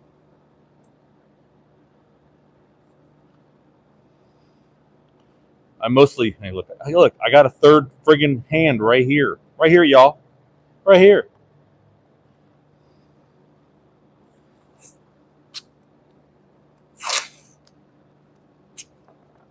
And it's not that I have all the time in the world. It's not that I'm screwing off or don't know what I'm doing or anything like that. I just, again, if I know what I got to get done today. I know what I like to get done today. It's never enough, but I'm not in a rush. I'm not. I mean, I'd rather stay out here all day than rush through something to make a mistake or get hurt or anything like that. So I don't really care if it takes me. I used to I used to be that person. I used to run. If I could do it quicker than anybody else, I was doing good. Um, I used to race myself, and really, it's just no good. There's a lot of deflection in this. This is a good beginner jigsaw, I would say. Um, I think for the serious woodworker, I think a Mayfield or a Festool is probably better. It is. It's not probably. It is better. But again, spend the money that you can. You know, your budget is definitely key. It's not a popularity contest. It's not, who's the better killer. It's literally what you can afford to get the same job accomplished. There's a little piece of something there on the tape. A little black piece of schmut that came off. We will tape that up. Tape that right up, and that'll probably come off. I'll put a cross piece on there because that'll probably come off.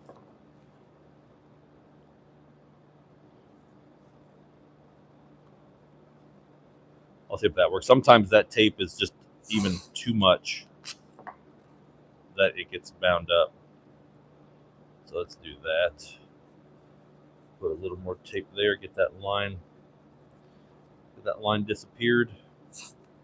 Do the same thing here. Get as close to your line as humanly possible. Now we're doubled up. Double bagged it, y'all.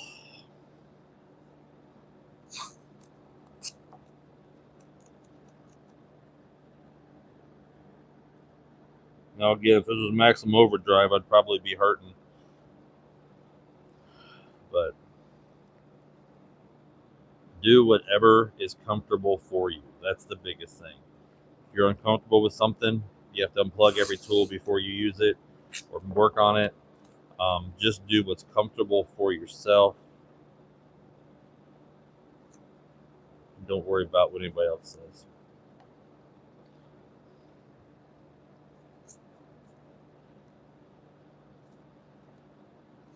And yes, this is a dollar knife. I haven't sharpened it lately. I need to get a knife sharpener is what I need to get. That way I can start making knives again too. But it's dull, you twit. It'll hurt more. Those are the kind of things that go through my mind as I'm talking.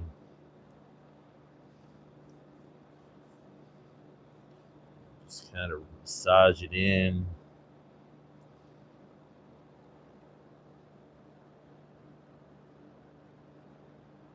I do this in preparation. That way, hopefully, I don't have a nasty, ugly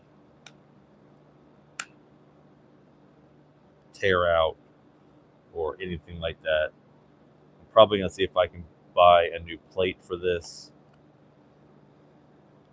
But we will see.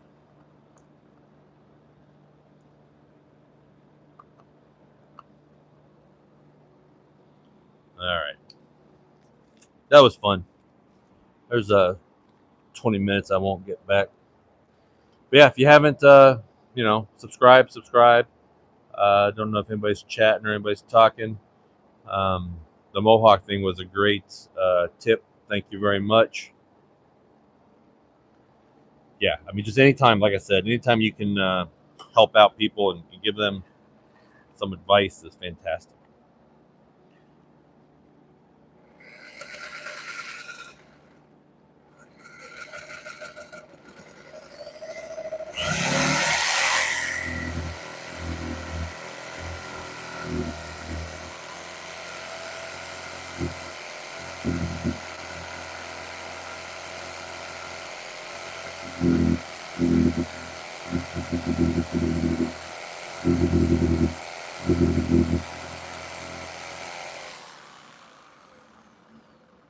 Little chip out right there, but again, this is pre-finished, so I mean, just gotta take what you can get.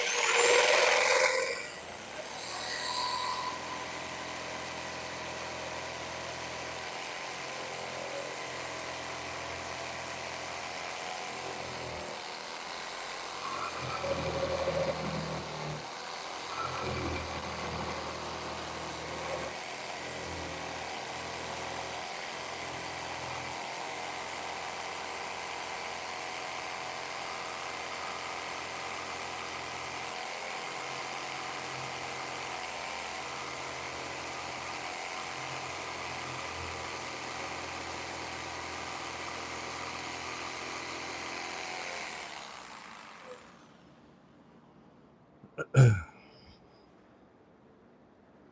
I'm cutting the line off.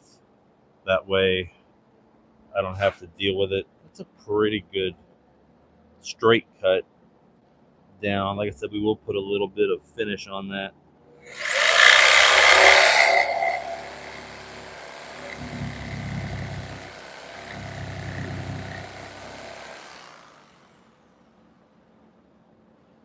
What I would say though is if my handy helper is going to go out and get some of the ebony, the ebony stain that we need, if they can get maybe look to see if they have any silver stain or gray stain, maybe a gray, maybe like a gray driftwood stain or something like that, just a little bit of it. That way I ain't got to use all my Rubio. I had plans for the Rubio to do the oak top for the industrial night or end table, but it is what it is. If not, it doesn't matter. Move the cross cut down, and I got this bad boy to cut, and then I can put the little piece over here too, and manipulate it, clamp it down however I need to. Not a big deal. Let me see what kind of view y'all have. Give you a better view. Maybe a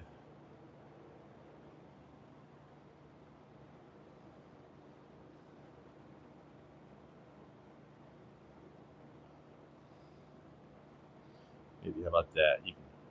You can follow along on the jigsaw cutting adventure. I might turn this up. Turn it up to 11. Turned it up to about 4.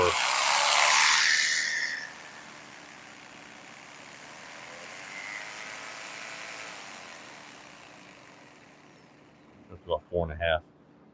It only goes up to 6, so it's not like it goes up to 10 or 11.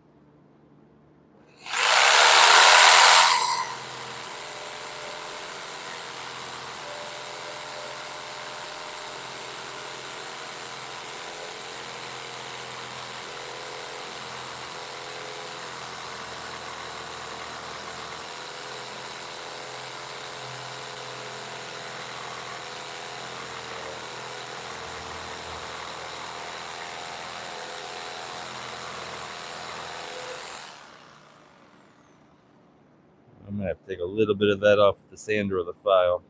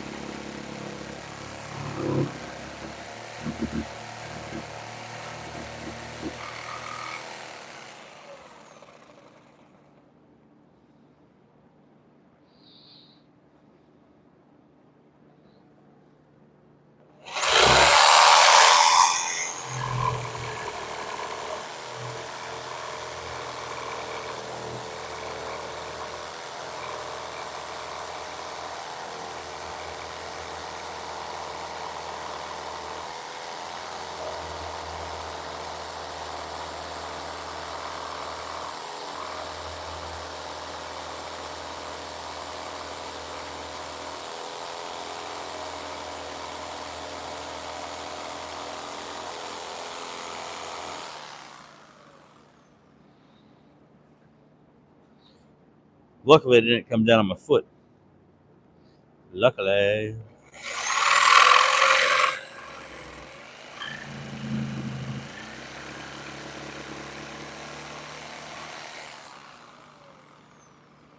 Yeah, I'll clean it up with probably the file, the fat file.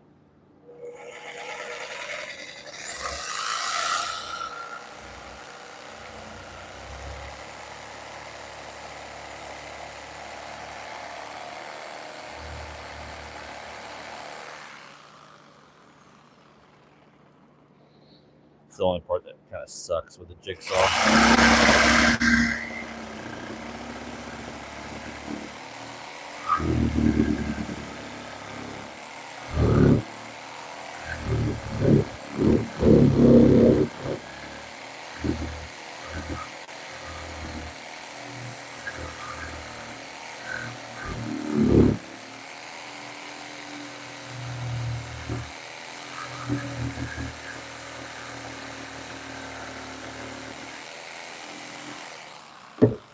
Whoop.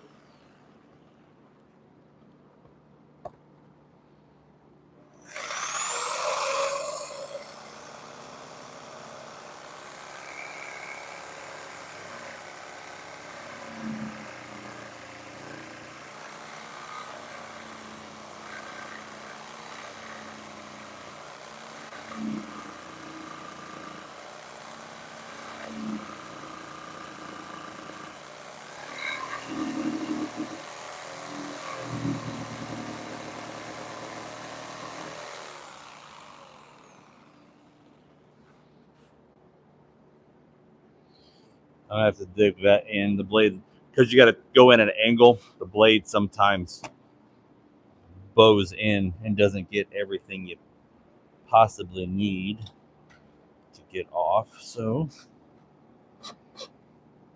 and if you got a finished edge, you just kind of clean up with a chisel. Don't go up. Just go in one direction.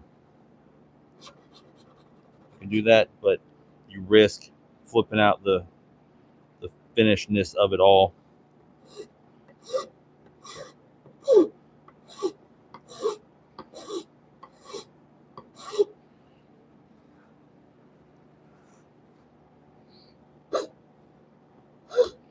Sometimes I'll take this too with me that way. And then if you think about it, you can, I see, there we go up and down. Just hit your edges. That way you're almost putting a small chamfer on them, especially not the bottoms, in case there's any kind of deflection. It's just not so tight going into the corners. That's all.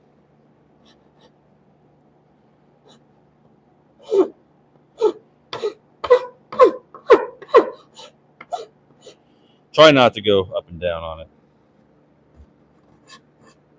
You know, like here, I'm actually off at an angle. That way I can shave down some of the stuff I'm not all the way flat. I'm out here trying to take off some of this mass. That way it'll hold us up. Another way you can do that is you can get a chisel out and dig in this way, dig in that way, and kind of clean that up. And clean the rest of the head up with a chisel or the file. It's probably what I got to do because the blade turned and left a little bit more on the top. Let me get the big one. Let me get the big one out. Yeah, I'm going to get the big one out.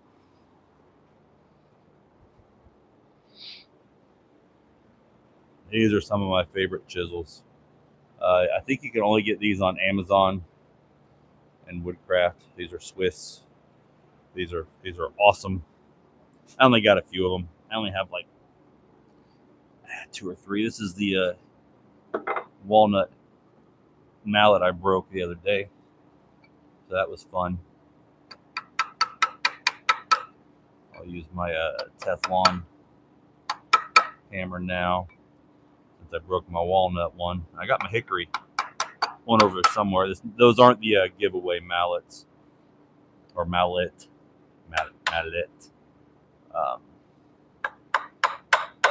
That's on a short. You can find it. You can enter. If you haven't subscribed yet, subscribe. You can enter to win the viewer appreciation mallet for 500. It closes really soon, like in the next couple days here. And I'm just going in a little bit. I don't need to go super deep on this. I'm just gonna take off a little bit of material.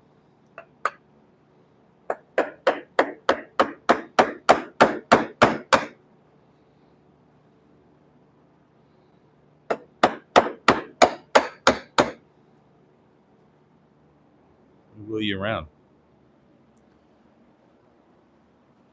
Hey, how's it going? How y'all doing? So all I'm doing is because the blade deflected when I was having to go in and out and cut this by dipping in and out, so it leaves a positive on the line. So then just score a little bit and take your big old massive chisel here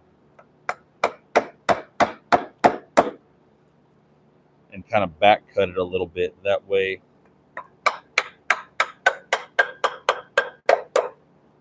you're at more of a level ish or negative. So just pop that away, and then if you look now, if you're looking down on it, it's right.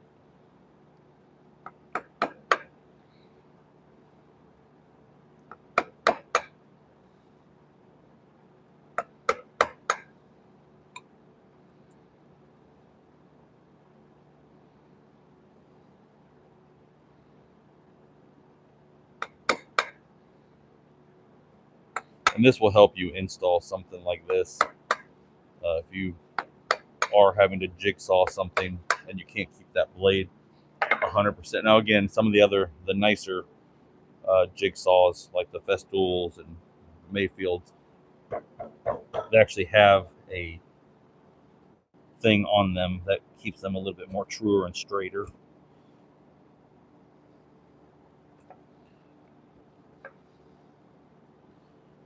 Yeah, that'll work. That'll be just fine.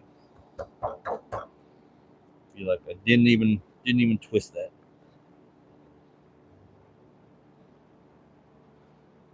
There we go.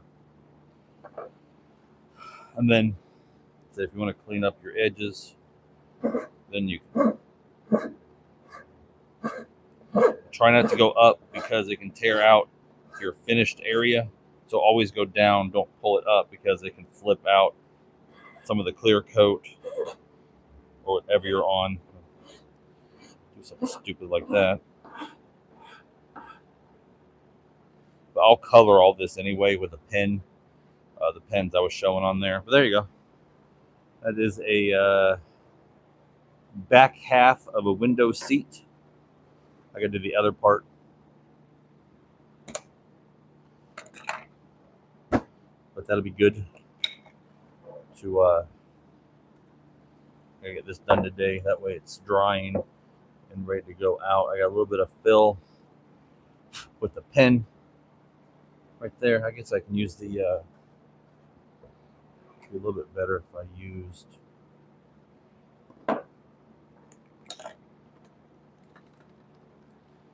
cleaned up this side too a little bit.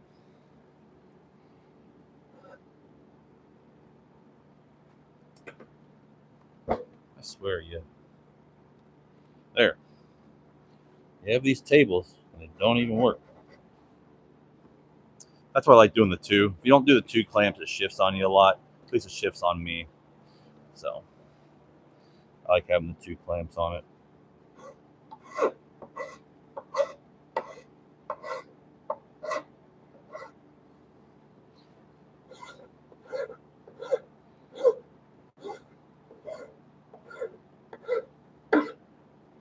Like I was saying before, you can always break your corners a little bit that way in case there's anything obstruction wise, especially taper them in at the bottom a little bit. If it's going to be hidden, might as well take a little bit of meat off. There I go up again. Can't go up. If it was unfinished and I was sanding this, I wouldn't care if I went up and down. But since it has a finish on it already, you got to really make sure you don't tear something out. All right. And this is just going to be a window seat. I got the template over here. I'll kind of check it again. I might get some gray caulk also.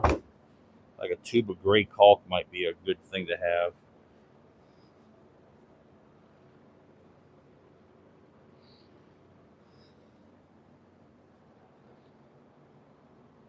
Yeah.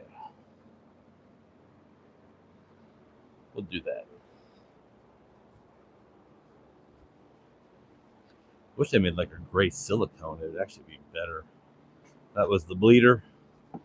Got to cut out the right one. There's not a whole lot of meat kind of left on this one, so we're gonna probably put this bad boy like this.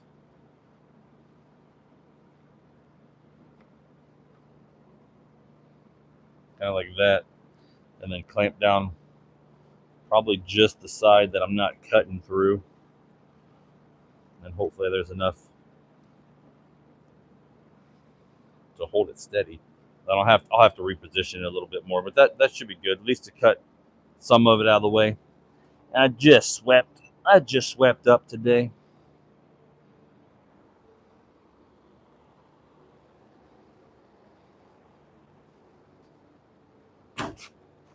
All right.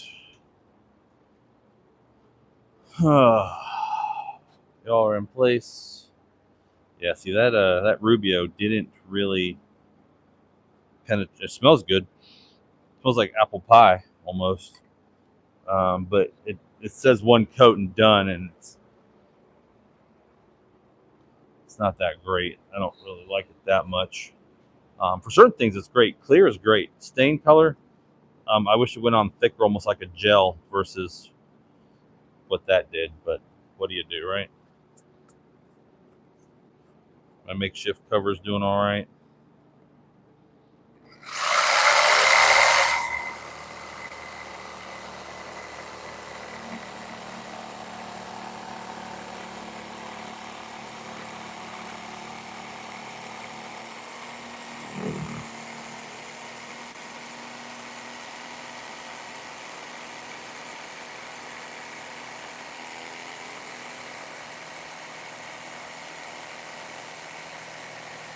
Usually what I'll do is I'll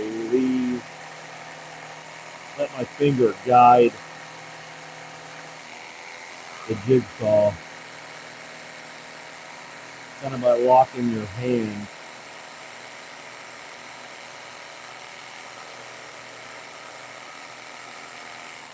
By locking your hand on to it with a grip, and then utilizing your thumb to kind of be the, stable part of it all. Trade you places.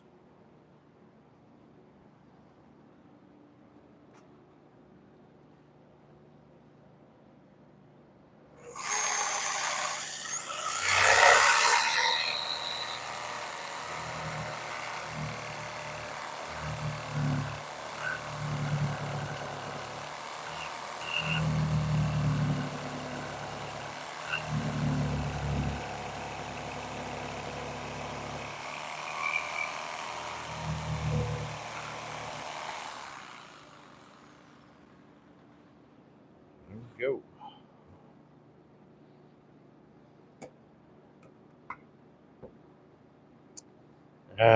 That sucks. Let's hope I can do that. Nope.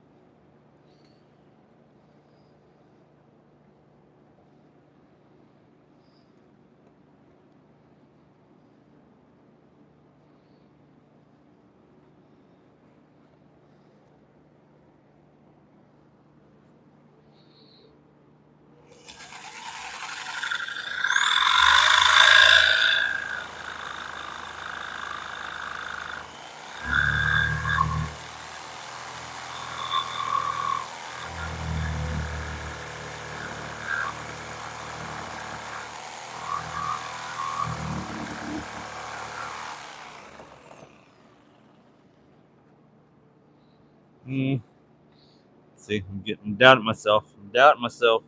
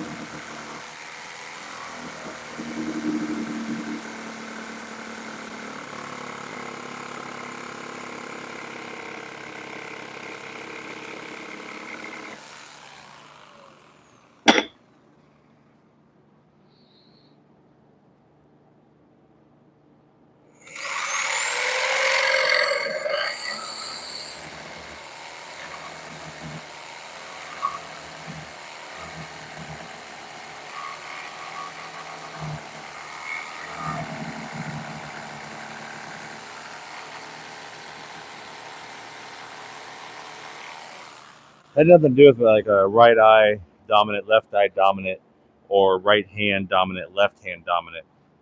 It's just light. So as you're cutting, my lights on, let me see, on this side here, so it's shining this way. When I was back over here, I was casting. Well, I cast a large shadow anyway. So when I was over there, it was very hard to see the line when you're hunkered over it trying to cut.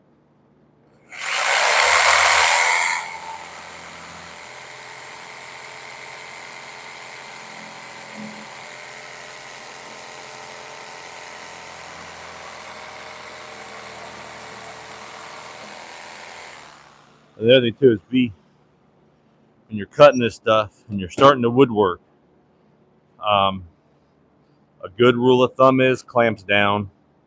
I sometimes don't think about it. I put my clamps up. Theoretically, you could one eye willy it, and you don't want that. So if you're doing stuff, you're just a beginner starting out, and you're not used to your spatial awareness in the shop, and it's just kind of a weekend thingy. Kind of do as I say, not as I do. But I hated that. I hated that saying back in the day. But yeah, do that.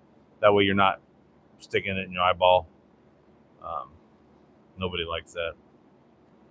So definitely be careful out there. Power tools aren't toys. Make a nice shirt. Power tools aren't toys. They're just awesome.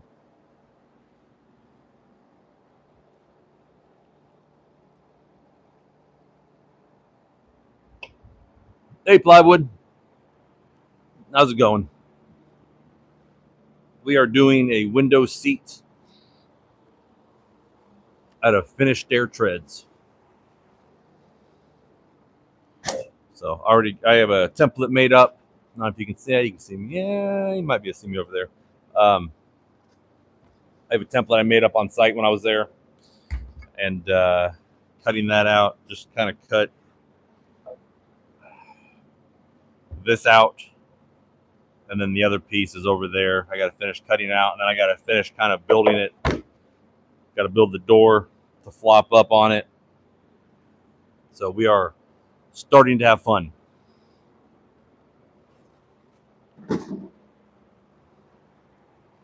We were sanding 1/4 inch plywood earlier. Hey, plywood, right?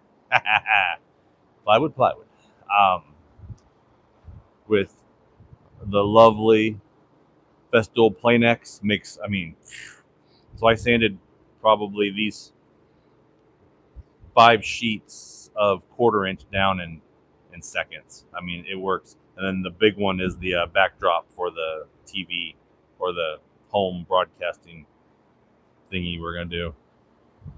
We can do more live chats a little bit later. But yeah, definitely great to hear from y'all. I see some of you found their way in.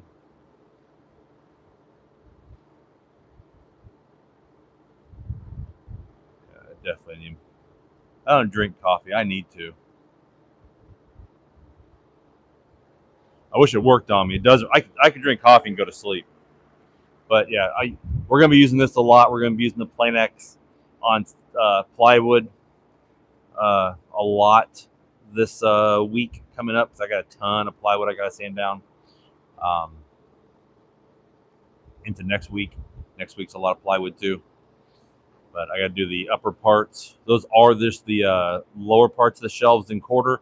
Upper parts are going to be 1/2 inch. And then these are floating shelves and 3-wall pins. So we made a nice little poplar. I know. So poplar in a wood shop is like your 2x4 builder stuff grade, but they're screwed, they're glued. I mean, you're not twist or turning these anything. I usually mount the back of these, and then I level out the front, and then lag screw these. That's why they're double walled.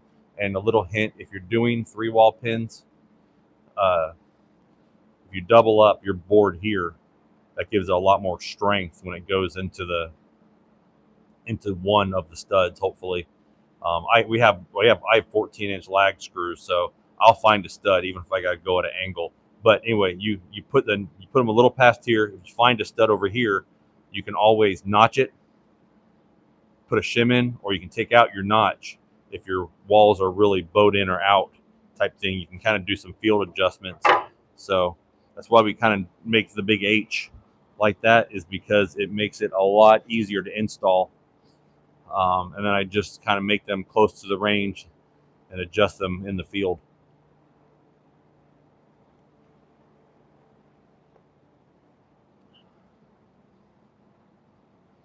All right, back to doing something. I just jigged out my little thing. Y'all are playing in the background. That way I can see what's going on, or see where the camera angle is mostly. Kind of put you over here.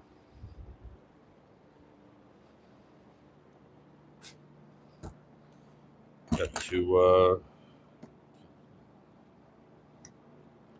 see bad. I probably need to file it a little bit, but we'll do that a little bit later. I might file a little bit on the back when I get it all kind of done. I think it's right. Like, yep, there she is. I know it's not going to match 100%. There is going to be a cushion over this. This is just, like I said, out of stock. Put this jigsaw back in the case. I use the Bosch 365 jigsaw. Haven't worked in the budget, the Festool, or anything like that. So, or the Mayfield. Mayfield makes a really nice jigsaw. All right, so this will all be here. This is the cutouts. This is like the window and all that kind of fun stuff. We'll color this all in with the markers. I'll grab those out real quick again. Get a marker that kind of matches up to that color.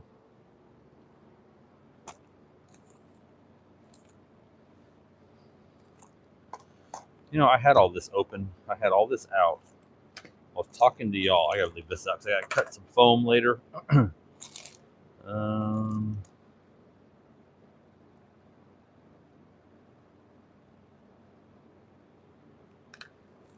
Couple of those.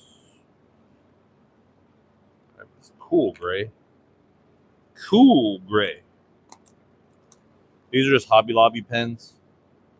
See that cool gray is a different cool gray than this cool gray. I like this cool gray better. That's a lot better matchup. That one might be a little too light. We'll try it. Screw it. We'll try it. I think that's all the grays I got. What's this? Another cool gray, but that's a different number, isn't it? That's a 6.3. Ooh, that might work. That might work a little better. 6.1. Yeah, I think these all came in a kit. Maybe with the other cool gray. Maybe like with that one. That's like a slate color though. This is probably a little too dark. But they sell individually, and sometimes they sell packets with this stuff. So it's never a bad thing to get Sharpie marker coloring thingies.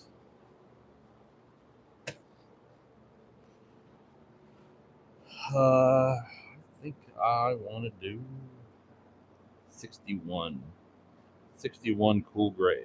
All right, so usually you just take it, and sometimes it is, sometimes it ain't. It's not bad. Maybe go a little bit darker. That was 61. Let's go 63. These have two sides, one a thick marker, the other one almost like a pencil tip. Yeah, that's the one I want right there. Look at that. That's nice. So yeah, so anytime I'm making a cut, or anytime I'm fixing something, if I'm going to run any of this, I got a little bit of tear out, I'll just run the pen around that. that'll tight in enough. You're not looking for perfection. You're just looking for enough blending. We are blending.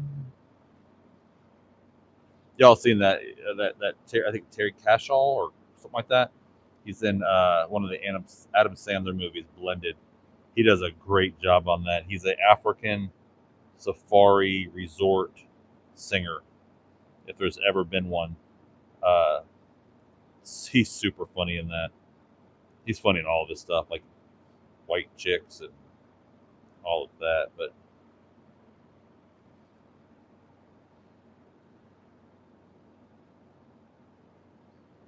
just kind of dab a little bit. It's a good enough blend for me. And they sell a lot of pens at Hobby Lobby like this, a lot of colors that you can easily go in at. And I'll take these on the job with me, especially when I go to install, just in case I got to do a field cut and color. And then if I need to, if I do another color I don't have, we'll just stop at Hobby Lobby and grab 4 or 5 pens, 20, $30 in pens for a job to color them out, and it's makes the customer happy. You look good doing it too, by the way. You look like you care, and we do care, but we look more like we care. Show up with a whole pen kit that matches their kitchen.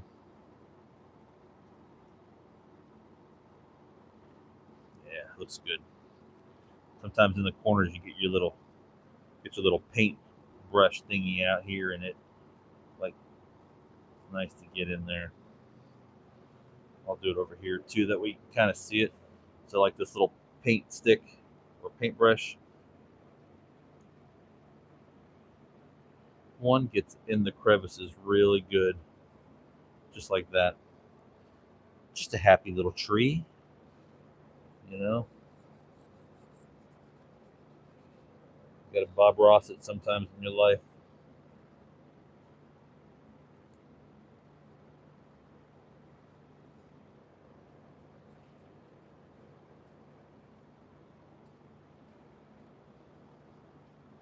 And I won't do any more on the cutting of this back or anything like that until I get out on the job. If I got to do a little bit of fit or finish, I'll do it then. I'm not going to keep going at it, go crazy, lose my mind. I think that's about where it needs to be. It's a really good color match with the top. It'll blend in really nice. I'll like hit the corner. That way, in case there's anything fraying up or when it goes against something, even if you're caulking it or siliconing it in, you won't really see it. So even on this backside here, this is going to be stained or even Sharpied, and you can just run the Sharpie along it. If it's something it's going to be covered. If you add stain to it, I haven't really tried adding stain over the marker with the Rubio or anything to see if it'll kind of color in. That'd be kind of an interesting kind of challenge, right?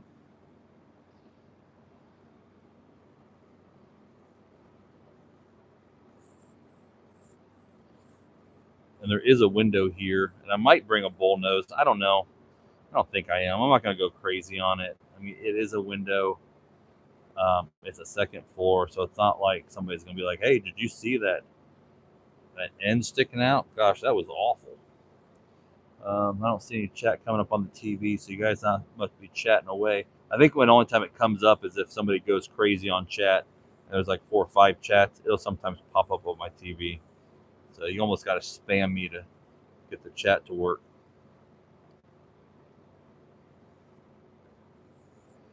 I might try that though on the scrap piece over here, seeing if the Rubio kind of blends in and then just does a top coat. We'll try that, right? I tried it over here, this morning mist, and it wasn't dark enough to kind of collect it all. So I got another piece of this cut. I think I'm gonna try that. I think I'm gonna try sharpening it, and then I'll run that over this marker and see what it does. Just out of curiosity. Let's see. And again, let's see your Sharpie do that. Let's see a Sharpie go that far with the color. And these don't stink. They kind of smell like cherries. Um, so that's a good thing. I know apples and cherries, man. I'm hungry. I think Rubio smells like apples, and I think these markers smell like cherry. But that way you can kind of get in the crevasses, and do a little bit. You can even do some kind of like almost if you're good at painting or staining stuff, you can almost do like a little wood filler, wood look to those. Let's try doing that. I'll give it a minute to let that dry as I get my Rubio together. And then I'll do a little section of that and just see how it looks. I don't know 100% how it'll look. Cut my little piece of jean up. These are my, if you watch the video, if you haven't watched the video of my wardrobe malfunction, I was out on a job, I think 4th of July, trying to wrap up something. I knew the crews wouldn't all be there. I was hoping that anyway. Nobody showed up. But my brand new not Harbor Freight, Rural King pants ripped nuts to my knees, man. It just opened right up. I was just stepping in the van. I wasn't doing like lunging tiger, hidden dragon. I just literally stepped up into the van, which is about, it's a good hike up, but it's not something crazy. And I do it every day, 30 times a day. And it just ripped right open. It was so weird. So then I had to work the rest. I usually have extra clothes in the van. I didn't. Let's see if this retains a little bit more color if we give it a base to set on, almost like a pre-stain. But usually just rub it on, leave it kind of wet, thick-ish. We can see it. It's already better. It's already leaps and bounds better. I don't know. The other one did that too. But kind of see the difference so far. Proof will be in the pudding when I wipe it off. What's up? Lunchtime? It's lunchtime. Hey, y'all. It is lunchtime. We got some Thai food. I think she got me dumplings and basil rice. Basil rice. Good. I'm going to pick up probably in like 30 minutes after I eat. I'll let this stuff kind of dry. I'll see how that works. I'll wipe that off in like 15, 20 minutes after it sets. And then we'll kind of go from there. If you haven't liked and subscribed, enter to win the mallet. We appreciate it. Good seeing y'all. We'll probably be back about 1 o'clock though. 1:30 at the latest. And we'll go probably for a while. I got my phone charged. It's dying. So we'll see you in a little while. Thanks y'all for coming in and staying. Looks like we got some good traction. I have no idea if we got new subscribers. Got 14 likes. If you're in here and haven't hit the like button, please hit the like button.